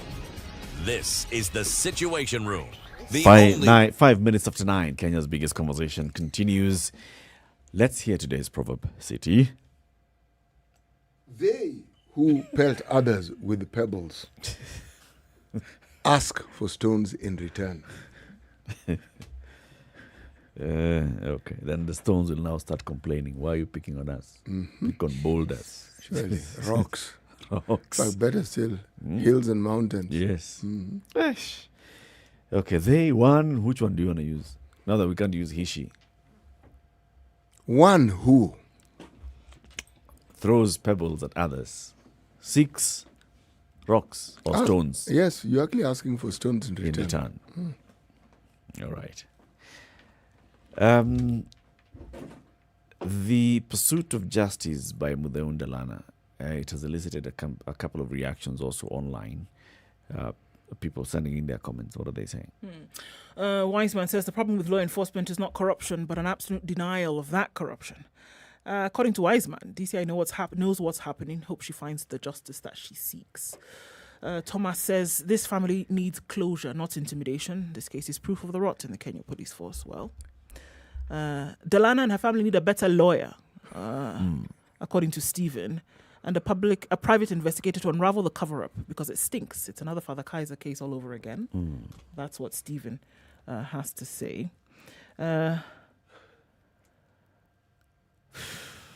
Right. Looking at the situation, Delana's justice should be considered. I really pity the girl's predicament. Along those lines, quite a lot of people have a lot to say about this. She's not in the know about a lot of what is going on. Yep. And I think that's very clear, that they're not in the know. At the very least, they should know what's happening. And it will help to form decisions. This highlights a lot of the things that happen in the country. In terms of pursuit of justice and intimidation and disempowerment, where you'd like to get justice closure, you want to know this is what has happened, but because of how the system is set up, you don't get that. Maybe, PC Ndalana actually committed suicide. Maybe. But you know what? The family needs to get through the steps of seeing this is what has happened. The family, for example, should have known. The wife should have known this is what happens in such cases. If there's an inquest, if other members of the family are in the police, then they would know. Well, an officer dies in this kind of circumstances, an inquest is going to be opened, and this is what is expected. I mean, you want to go through the motions of seeking justice for. And many times, many cases, even those that are public, we actually don't end up seeing what has happened. And I think that's the problem. That I think we have quite a number of folks walking around, floating through their existence, having had such a thing happen, and they've not been able to close that chapter because they've not been given the adequate information to do so. Even if everything went on as it should have, I think that the information then needs to come out that this is exactly what happened. As difficult as it is, because sometimes even in your grief and your pain and your confusion, you need to have the Band-Aid ripped off, right? Yep. And the truth just needs to be delivered as it is. And then you can go through the process of healing. But without that information, it's very difficult to do that. You know what comes into play in many of these issues? Especially one such as this one, where you have family members who are also in the police force. It is the gentleman in question himself is a police officer. Is now our cultural heritage comes into play. And it often involves minimizing a certain amount of information because you believe that in minimizing it, you're actually being useful. You're helping, yes. You see, what comes to my mind is a case where, say, for instance, someone goes to the police station to complain about domestic violence. It will be listened and you'll be told, hii ni mambo ya nyumbani. Meaning, this is something you should actually settle at home. Or they'll tell you, better still, why don't you talk to Aziz? You've taken an issue to the police station because it involves violence, but our cultural heritage comes into play. It's domestic. No, this one, Wazes ought to settle it. And you're in town. Those Wazes tend to be in the rural areas. One of the things, though, that I find, I wouldn't call it disturbing, but it's perplexing, all right, is this. When an issue such as this one involves one of their own, it's instructional to observe how the police force handle it. Remember, Early on in the morning, we were looking at a case in Nakuru. Police officer shot. Already suspect in the wind. Now, this isn't the first time that we hear, but this one is a straightforward case of someone was shot. Should we say died from a gunshot wound? Yes. All right? But you don't hear the story of a suicide. Here, you hear the story of a suicide. Now, there are many cases where one hears of such cases which involve shooting and someone dying. And unfortunately, such cases tend to happen with people who actually possess firearms. A civilian such as myself finds these cases puzzling because I'm not certain what it is that I can actually read into the situation or even surmise from the situation. Other than the fact that somebody is actually dead and the people are involved are people who belong to a certain cadre of society. That's as far as it goes. That's all you know. Yes. But then you see, the painful bit, and we often forget, is that this person is somebody's son or daughter, is somebody's sibling, is somebody's parent, is somebody's uncle. And those that are close to the person, you just read in the papers. For example, here we are reading, on the 3rd of January 2021, Constable Lawrence Ewall, attached to Quick Response Unit at Kamukunji Police Station, started shooting indiscriminately after an argument with his colleagues. Police officer Maureen Achieng suffered fatal injuries, died on arrival at KNH. Colleague George Gitonga survived with serious leg injuries. Now, the relatives of Maureen Achieng, who was shot and she died, what answer did they get? That unajua huyu jamaa alikorofishana na watu hapa hivi akakosana nao akawashoot alafu, is that it? What started the argument? Who started the argument? How did it end up to a situation where somebody is actually opening fire and shooting and killing our daughter? Another one, same March 10th, 2021, GSU officer Corporal Paul Kuria shot dead by his colleague in Endebess, Trans Nzoia County before turning the gun on himself over a disagreement on his redeployment.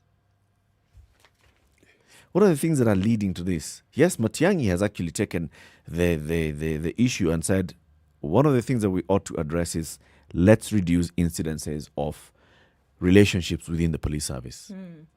Let's reduce those incidences. But then there's this one where it's two men, it's about transfer. It's about one feeling that their superior is not being fair.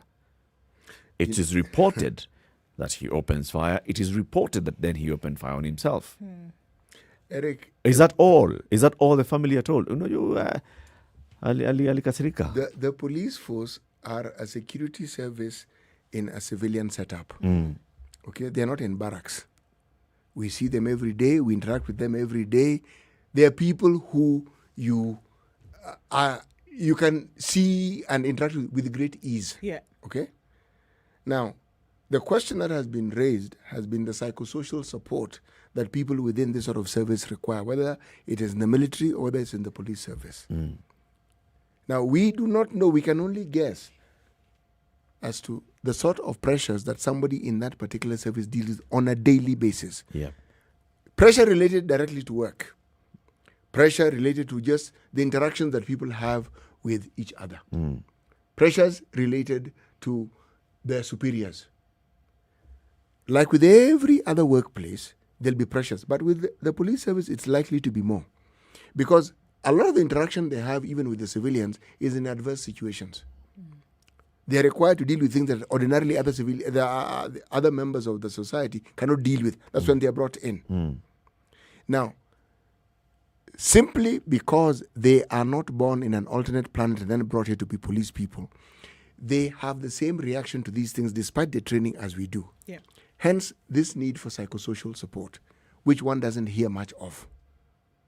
Now, if it is lacking, all it means is that we have a situation where people in certain situations, whether you're dealing with the traffic, whether you're dealing with investigations, you are constantly piling up pressure. Now, the thing about pressure is you really do not know what it is that somebody's going to do under pressure. And then it's worse still when you've given this person the sort of ammunition that enables them to carry out their duties well, but they have it. Now, this person, with this pent-up pressure, that isn't allowed to dissipate through this psychosocial support, as I call it, or through a system that enables them to do that. I mean, your guess is as good as mine as to what will happen when something happens that tips the apple cart, or the straw that breaks this particular camel's back, something that they've been dealing with and is unresolved. These cases are too many, they are too frequent. Yeah. This is, I mean, the rise in them, I think also because you see the frequency with which they happen is also indicative of that maybe enough is not being done to curtail them. And then those who would,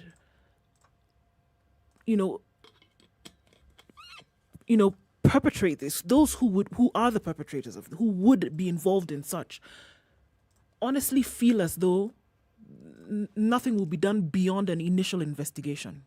And they're able to get away with it. And to ask yourself the question, if I have a problem regarding security, I know I will go to the police station. When they have a problem, where do they go? Who do they go to? We know what IPOA does.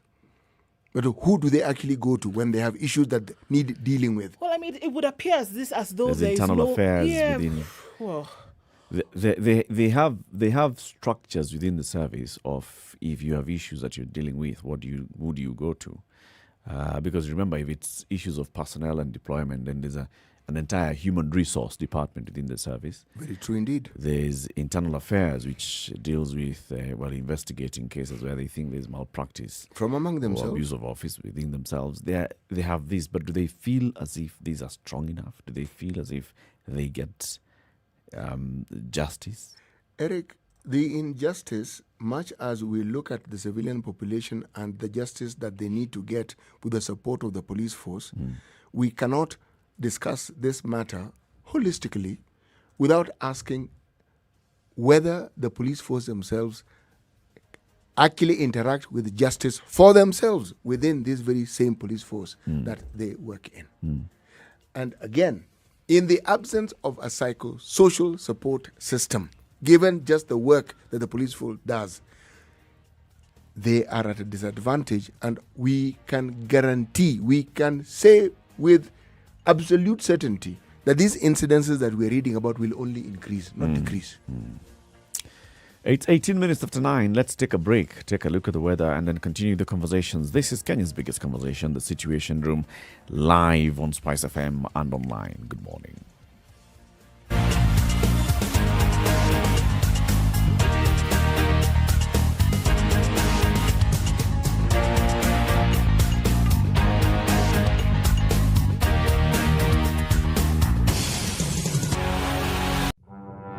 Have you seen them?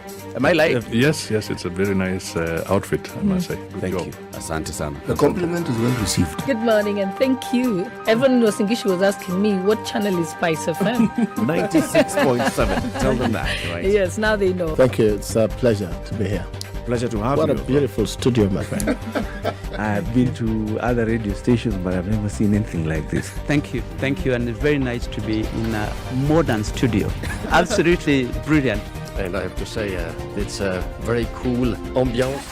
The weather It's with cloudy in Nairobi SpiceFM. at 15. It'll come down to lows of 12 and highs of 21 today. Light rain in Nyeri at 14 with highs of 19. 25 will be high in Nakuru, where it's mostly sunny. And it's raining in Eldoret at 15, highs of 21. 27 will be the high in Kisumu. It's currently raining at 22. 22 degrees as well in Kakamega, highs of 25 and lows of 15. 28 will be the high in Mombasa, where it's raining at 25. 26 and light rain in Malindi with highs of 28. 26 will also be the high in Kampala. It's raining at 22. We're looking at mostly sunny conditions at 25 in Dar es Salaam with highs of 30. We'll see highs of 14 in Johannesburg. It's cloudy at 8. Mostly sunny at 25 in Lagos, highs of 30. 29 degrees in Kinshasa, where it's sunny at 21. We're looking at highs of 28 in Beijing, coming down to lows of 22. Partly sunny conditions in Paris. Highs of 22, lows of 14, and rain showers in London at 14 with highs of 19. It'll come down to lows of 14. It's clear in New York now, coming closer and closer to daylight. See highs of 34 with a heat advisory, down to lows of 24. Sugar and spice and everything nice. Everything nice. Spice up your life. Mature, intelligent talk every morning. Spice up yourself.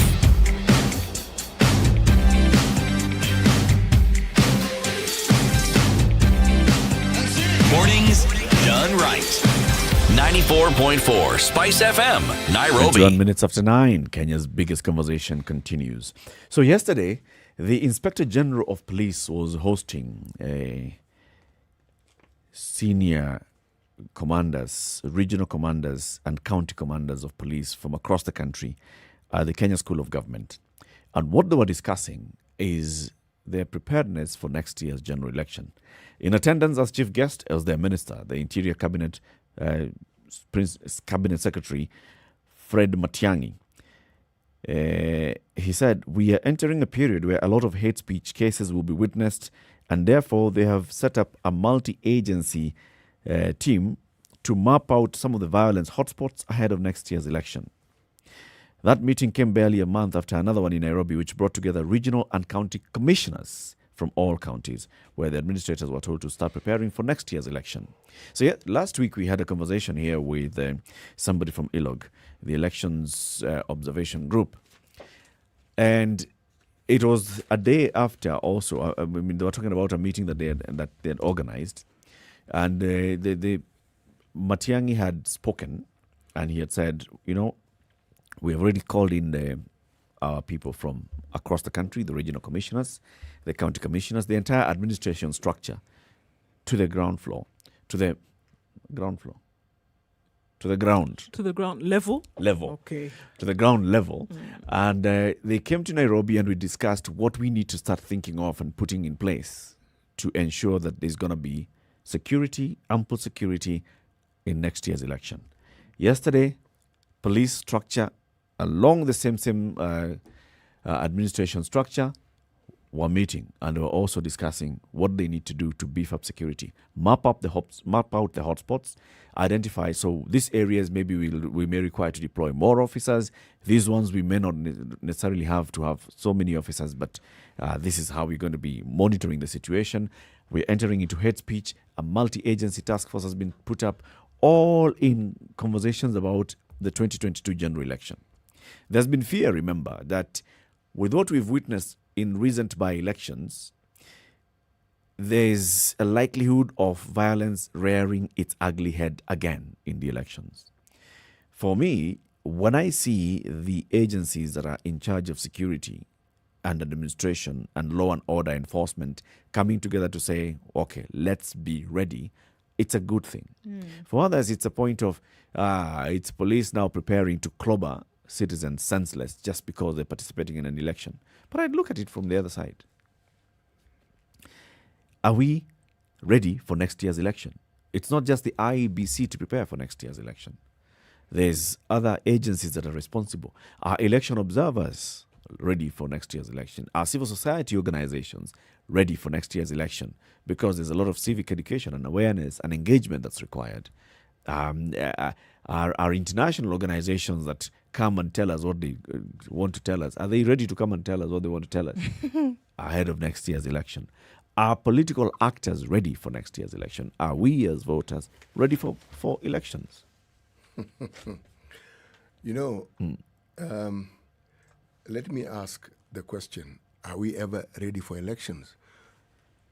What needs to happen for us to actually understand that we are ready for election? Because I would argue that the moment a politician is elected into office, they start preparing for the next election.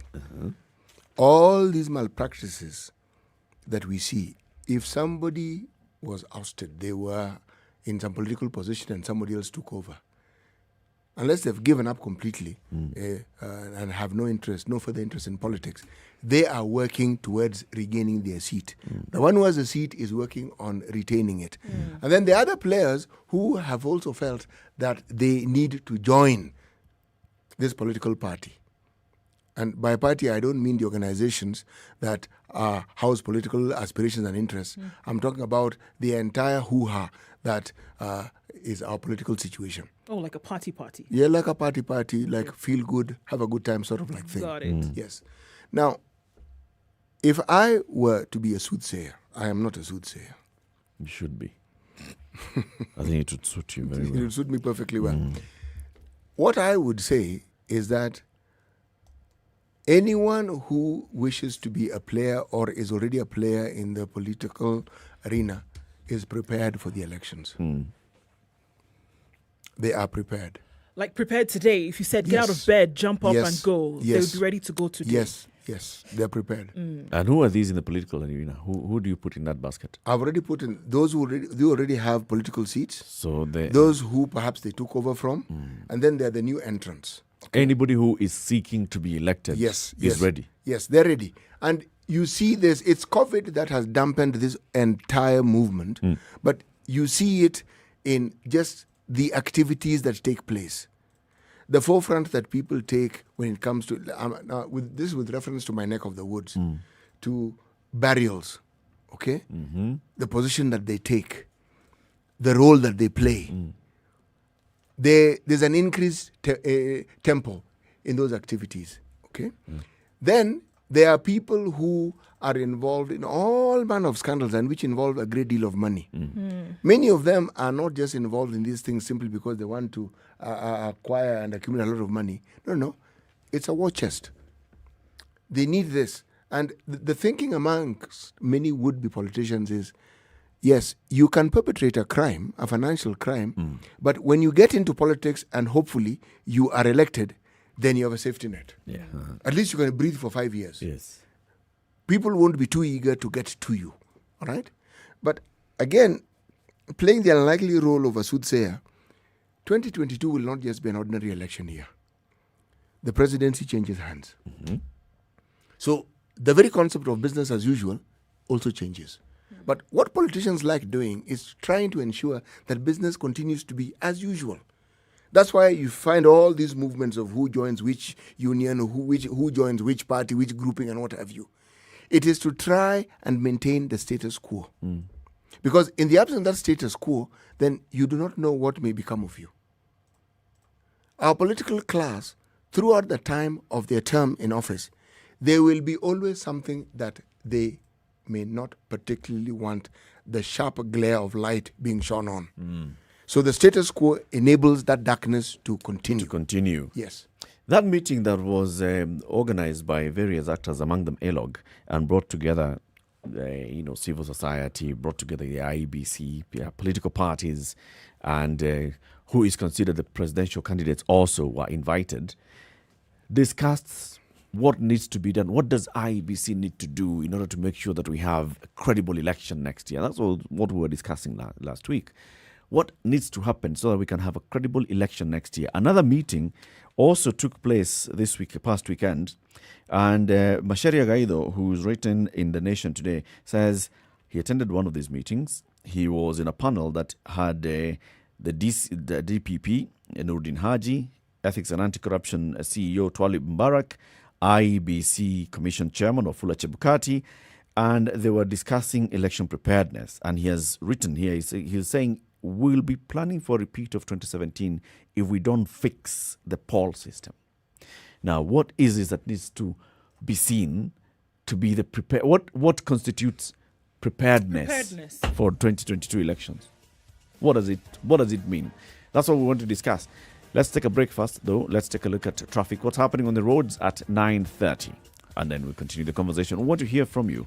What do you think would constitute adequate and ample preparedness for next year's general election? Because the question you're asking. We hear the security organs are preparing, the national administration is preparing, the IEBC is preparing. Everybody is talking about preparedness. What does that preparedness look like? Good morning.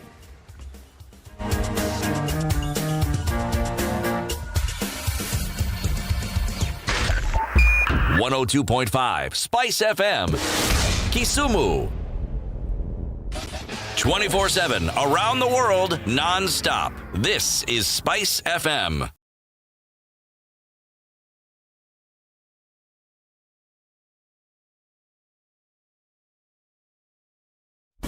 Classic soul, R&B, smooth jazz, neo soul, and nostalgic ballads. Make some noise. Yeah. You're listening to Spice FM. You know, when you see someone being jailed, a governor or two or someone who stole, then people will fear. Because our problem is not the borrowing, it's the stealing. We've become actually a nation of thieves. The only thing we lack is an opportunity to steal. The guys who quote the Bible and say, I'm a Christian and all that, and you know they're thieves. Return what you have stolen 4 times. If you know that you have property or anything that you have stolen, just return and say, my God does not allow me to hold stolen things. We are also a reflection of you, because you elect us. You know, we don't get into our office by ourselves. We are a reflection of the people who elect us. We don't want to go to the streets. We have a constitution that enables us, assert our will. When the legislators are now being taken as hostage by the executive for whatever reason, we are now bound by what they want us to do. This is just outside the realms of reality. We have impunity written into the DNA of our political class. How old were you when you learned that Jeshi Lokop is Jeshi la Wokovu? I can't say it very well. Well, you need to Jeshi Lokop. And everyone knows. I think we're officially out of traffic hour, but we still have the dregs of it in some parts. Some parts of Nairobi we're still going to be that way for some time. We're looking at Uhuru Highway through and through. It's going to take some time for that traffic to totally disappear. But it seems you can navigate without too much of an issue, especially outbound. Okay, so the service lanes have been looking pretty good on Thika Road, and we also see the bypass is looking very good outside of the city in order for you to go out and get in. So it's not too much of an issue. Okay? All right. So let's hear it. If it does get sticky again, SpiceFM KE on Twitter, text on 40127.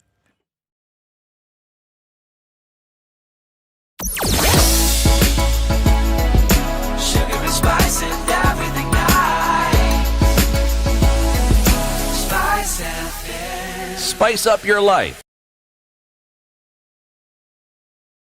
Mature, intelligent talk every morning. Spice up yourself.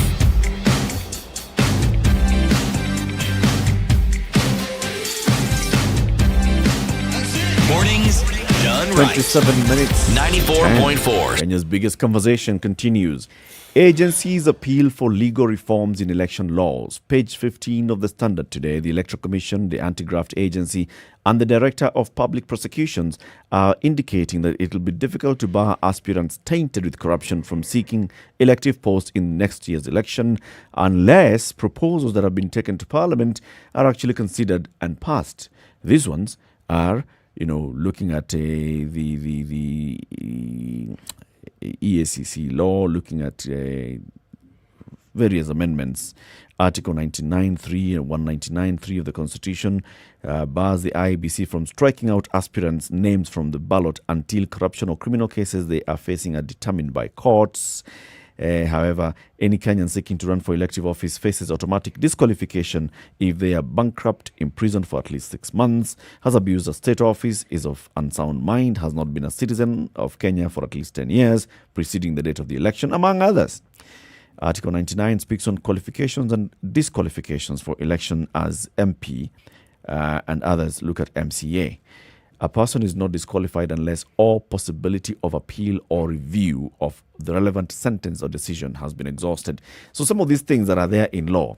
So, for example, a member of parliament, a sitting member of parliament has been convicted by a court of law of fraud. Okay? They have lodged an appeal. The person is still a sitting member of parliament. Next year, can this person be cleared to vie for the position again? Why not? The law says all you have to do is exhaust all relevant avenues of appeal. A person is thought to have participated in something that's wrongful, but they have not been convicted by a court of law. When they go seeking clearance from the EACC, can they be cleared? Yeah. Why? Because they haven't been found guilty.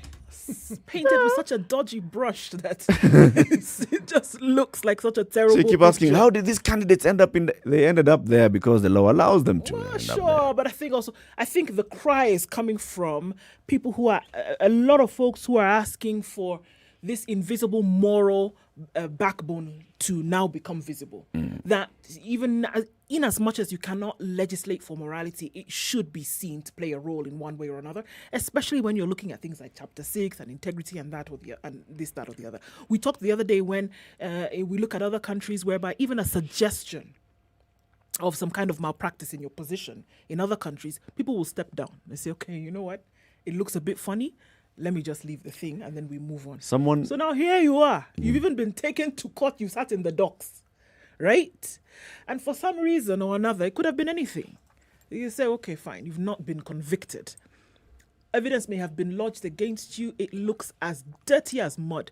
But you say, because there's been no conviction, it's okay. Come back and you can run for office, no problem. And I think the cry here case is ongoing in court. Even all these governors that have been removed from office because they've been impeached by county assemblies. Good. And it has been upheld by the Senate. And then they've gone to cases in court, launched even by the DPP, but not concluded. Can they vie next year? The cry is that the morality backbone should be seen, should be visible. Actually, we have a legislative arm that's supposed to tighten the screws on such things so that these loopholes we keep speaking of are sealed.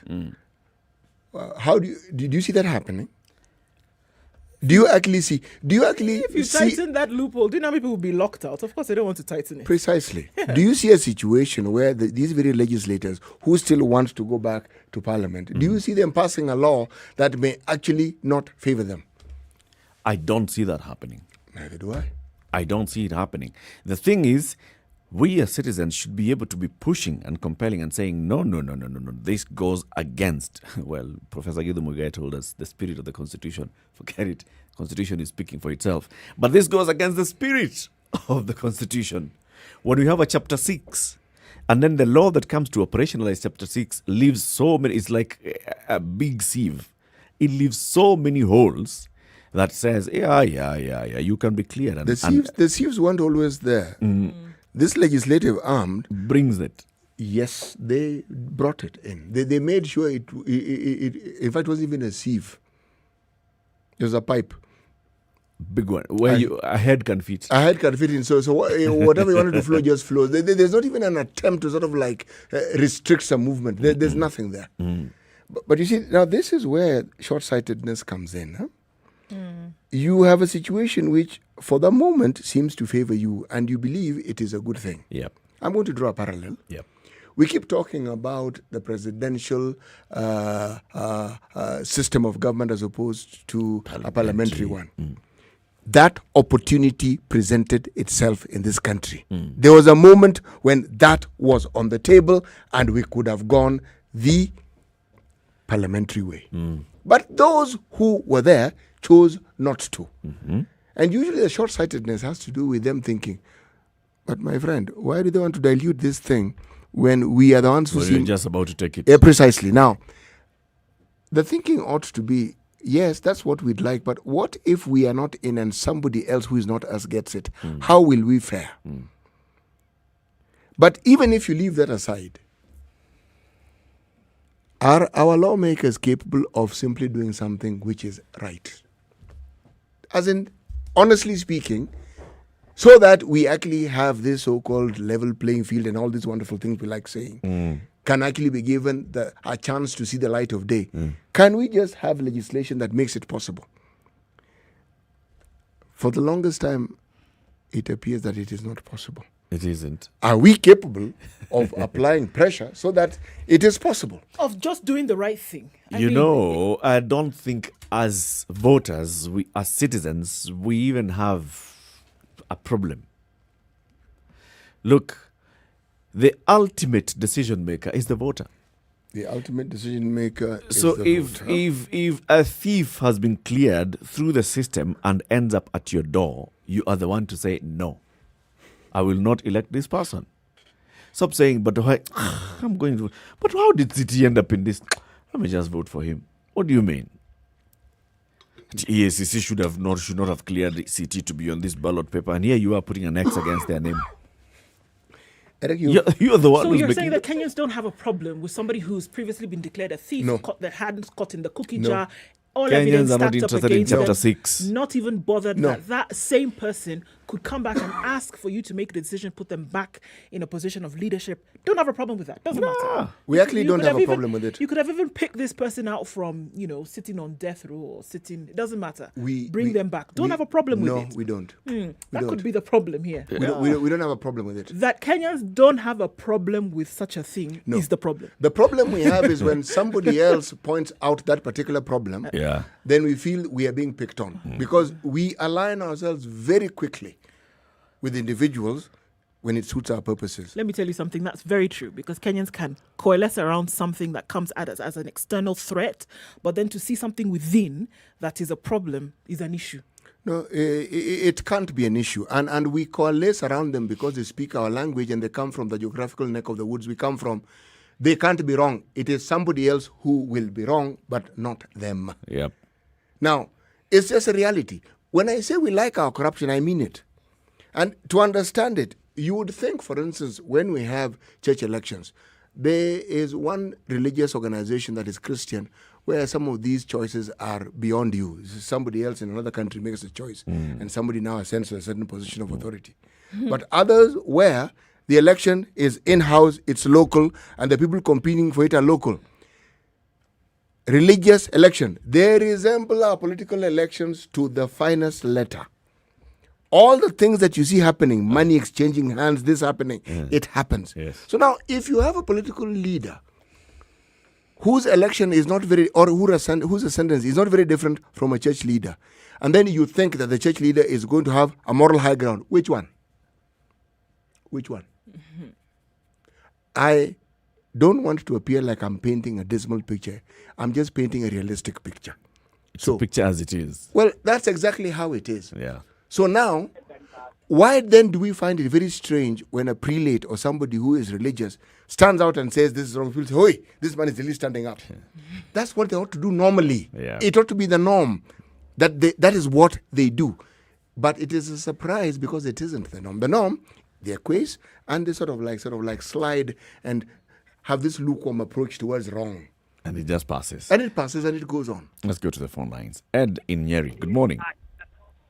Good morning, guys. How are you doing? Very fine. It's good to have you back. Ed, thank you very much. And thank you for catching me in between taking a sip of water and swallowing it. Yes, thank you. No, here's the thing.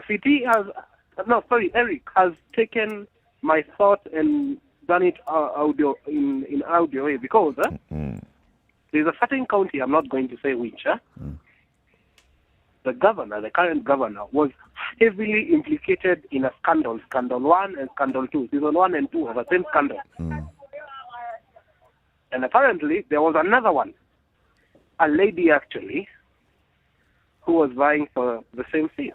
And actually this electorate, when you could ask the electorate, why are you guys picking these and this person is implicated in this and this, and they were saying, wacha huyu ambaye anaiba atuibie sisi alete kwetu.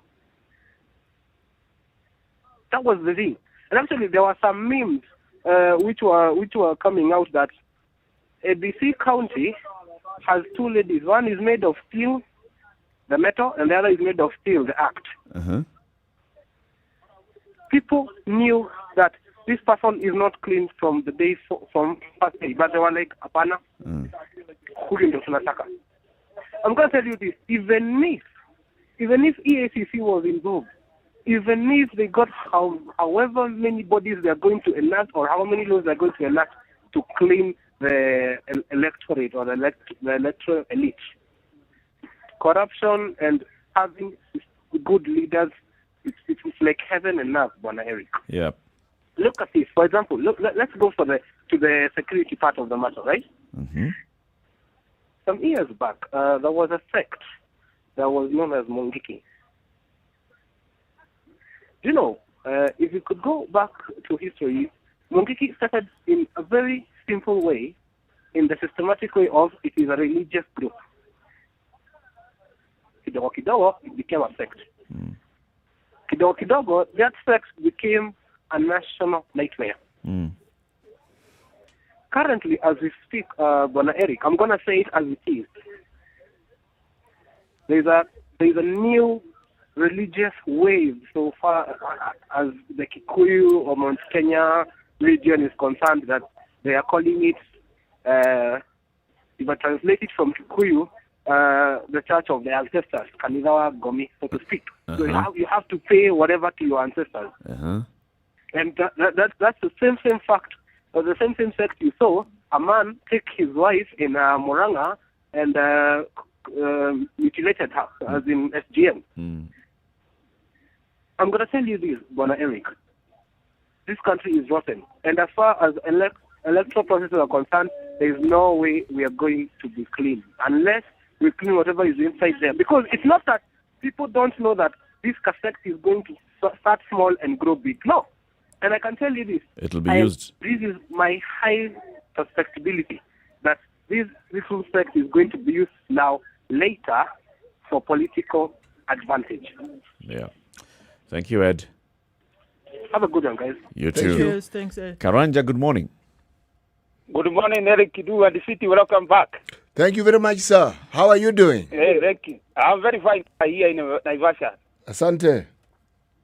Now, there is a euphoria in the political Kikuyu rights, where they say, if you have money, and if you have cases of corruption in the court, and because you have numbers in your area, you can go and vie for these seats, because we know, at the end of the day, this guy will be the governor or the senator or anybody. Now, coming to the point, you ask about the issue of the tradable elections. One thing that the IBC should let the Kenyans know, first of all, let them start the register. There is what we call the inaccuracy in every election. People die and they are voters. People, they are new registering of voters. That is what we call inaccuracy. So, if they don't clear they don't put up, there was a time that there was something what we call the PMD, which was allowed to clean up the register. So, how are they going to clear the register right now? And there is no time running. Already we are running out of time. Another thing is, the issue of we need a very serious civic education. We have almost 80 ballots in one day. Is this not a serious thing? You going to vote for MP, civic ward, women rep, senator, governor, president? Serious as in it's a challenge, or serious what? Yes, it's a challenge for somebody to go in a one day to vote 80 people. Why not? Just How so? I'm saying today, let me say today is Tuesday. We have a general election. You need to go to the ballot paper and pick 8 candidates. Yep. Are they 8? For instance, an MP. Six. Yes, that's what I thought. They're 6. They're 6. This is what people do anyway. They are 6. Yes. They're 6. Yes. In the same day. Yep. Yes. Is that fair? Is that fair? How is it difficult? Are you saying that it is difficult for a Kenyan voter to do that? Yes, it is difficult. Okay. Because we need like 2 days. Oh, okay. But Karanja, since the promulgation of this constitution, we've been doing this for some time now. We've done it twice now. Yes. And in those 2 times, if you look at the figures, in the last general election in 2017, there were not many challenges that were reported. No. In terms of people going to vote, in terms of people being able to cast their ballot, in terms of the number of spoiled votes as compared to 2013. So it's been improving. It has been improving. Yes. Yes. Okay, I have no problem. But the thing is, if we want a credible election, let us start the civic education area, a very serious civic education area. Okay.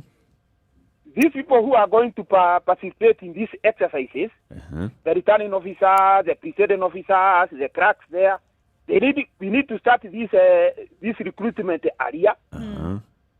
Another thing is, all the political parties should forward their nomination, those one who are their nomination for the MPs, the senators, the governors. They should start forwarding those names to the IBC. So are you saying currently that Kenyans are not ready for an election? To me, I think we are not ready. Why? Given the timelines that we have right now, we are supposed to hold a next gen election. The date should be on August 8th, 2022. Yep. Why is the timeline, my friend? It's clear. It's in law. Yes. And it's something you can't actually change.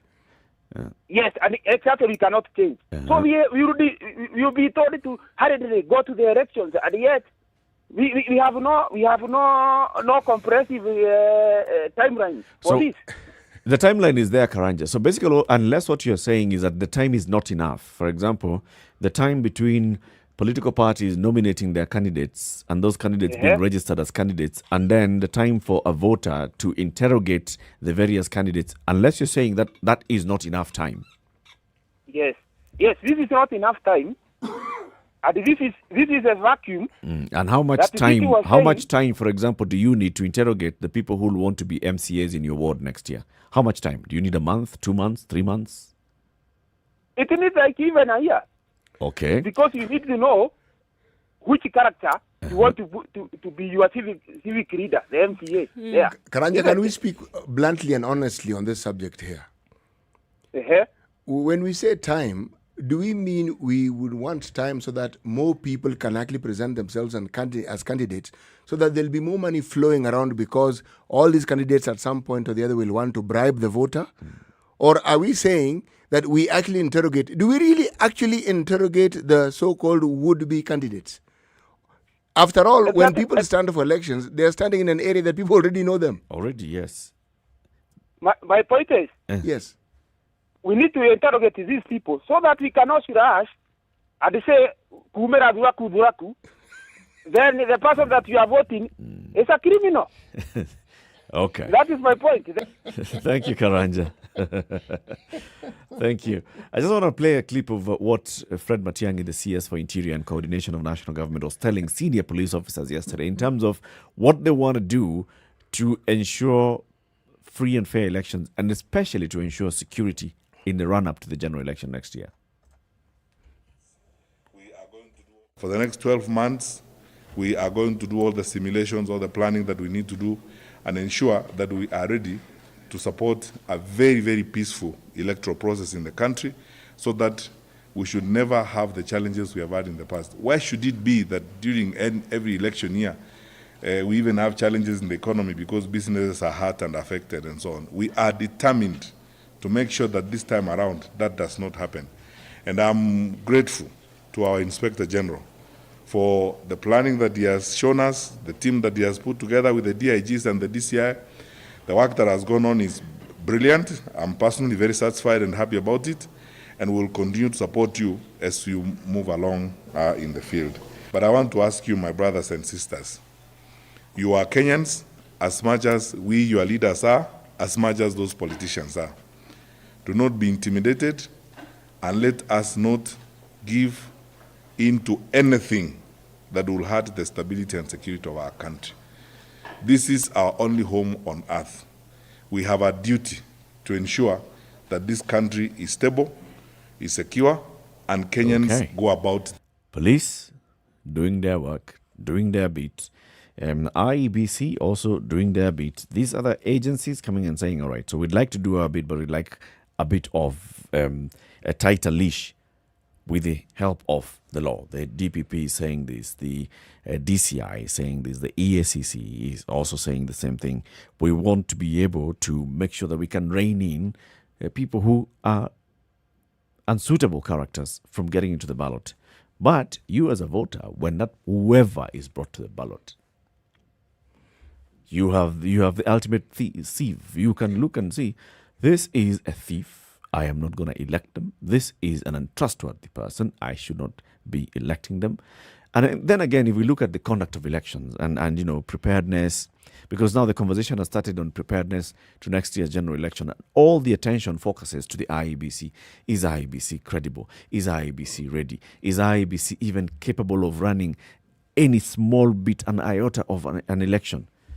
And I look back and I'm saying, IEBC is actually capable of doing the election. But they've been doing it. They've been doing it. I mean, this is their job. This is their mandate. They've been operating upon that mandate for They're running an election next week. Yes. Yeah. In Kiambaa. They've done a couple in the last 3 months that have happened. IBC is very capable. The issue of running... So where is our problem? There is no problem. There is no problem to speak of. When I say there is no problem, this is what I mean, Eric. When we talk about problems, we present situations that are normal situations that occur prior to an election, which, in all honesty, are not difficult to resolve. Mechanism, equipment, those are things that are those known. Are administrative issues. Yes, and it's a non-issue. Voter registration. Yes, if you're talking about we haven't begun the exercise to register new voters, what have you, I would understand. It's not a problem. It's something that occurs every single electoral cycle. It's not new. Verification as to whether you are registered at the station you're supposed to. All these things take place. What we are discussing here is positioning and who will be where, and whether this where is the where that can actually garner the votes that you want. Because if you are in a coalition that doesn't seem to be popular, doesn't have the energy to actually get you what you want, then you'll want to move to one which will another grow. one. Yes, exactly. And that's the movement that we're seeing. And that also is not a problem. To me, by the way, CT, and this is a conversation we can have another day, that's where our problem with elections lies. Yes. Our problem with election does not even lie at MCA level, at MP. Our problem with election lies at the presidential level.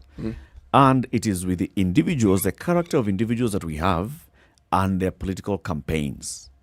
Because those campaigns are the ones that come down all the way to interference, to doing all these things, and to creating the kind of disharmony that we have, and mistrust with the electoral management body. This election management body manages elections on a daily basis. But somewhere we are being conditioned to think IEBC cannot be ready unless we give it the green light. And they're not capable. They're actually very capable. Unless we have endorsed IEBC. Eric, you and I are in agreement. And this idea of changing, I'm one person who has constantly said, we need to get rid of the CEO here. No, chairman. Chairman. CEO we got rid of, yes. Yes, sorry. Well done. It's not the chairman now. It's gone, chairman. But if I were to speak a little more honestly, it doesn't really matter whether the chairman still remains a chairman. We can even pick a judge. Yes, he is not the problem. We can pick a judge and say, okay, every 5 years you will be the head of IEBC. Let the secretariat remain. This body can do an election any day. It can. As it's properly constituted to, it can. The problem comes with the interference. Let's have this conversation in greater detail in coming days. CT, we are coming to the end of the show. Give us today's problem. One who pelts another with pebbles asks for stones in return. One who pelts another with pebbles asks for stones in return. Meaning, it comes with interest. Be careful. Invest pebble, get stone. Get stone. So you're hereby advised, if you want to start pelting things, start with a stone. So that you can get something bigger. A boulder. Thank you for tuning into the Situation Room today. Join us again tomorrow morning. Tomorrow will be Wednesday. Yes. And we'll be glad to have you here. God willing, 6 a.m. to 10 a.m. You have music, you have Sugar and Spice, you have Spice Drive, you've got Monique, and then you've got the adults in the room later on at night.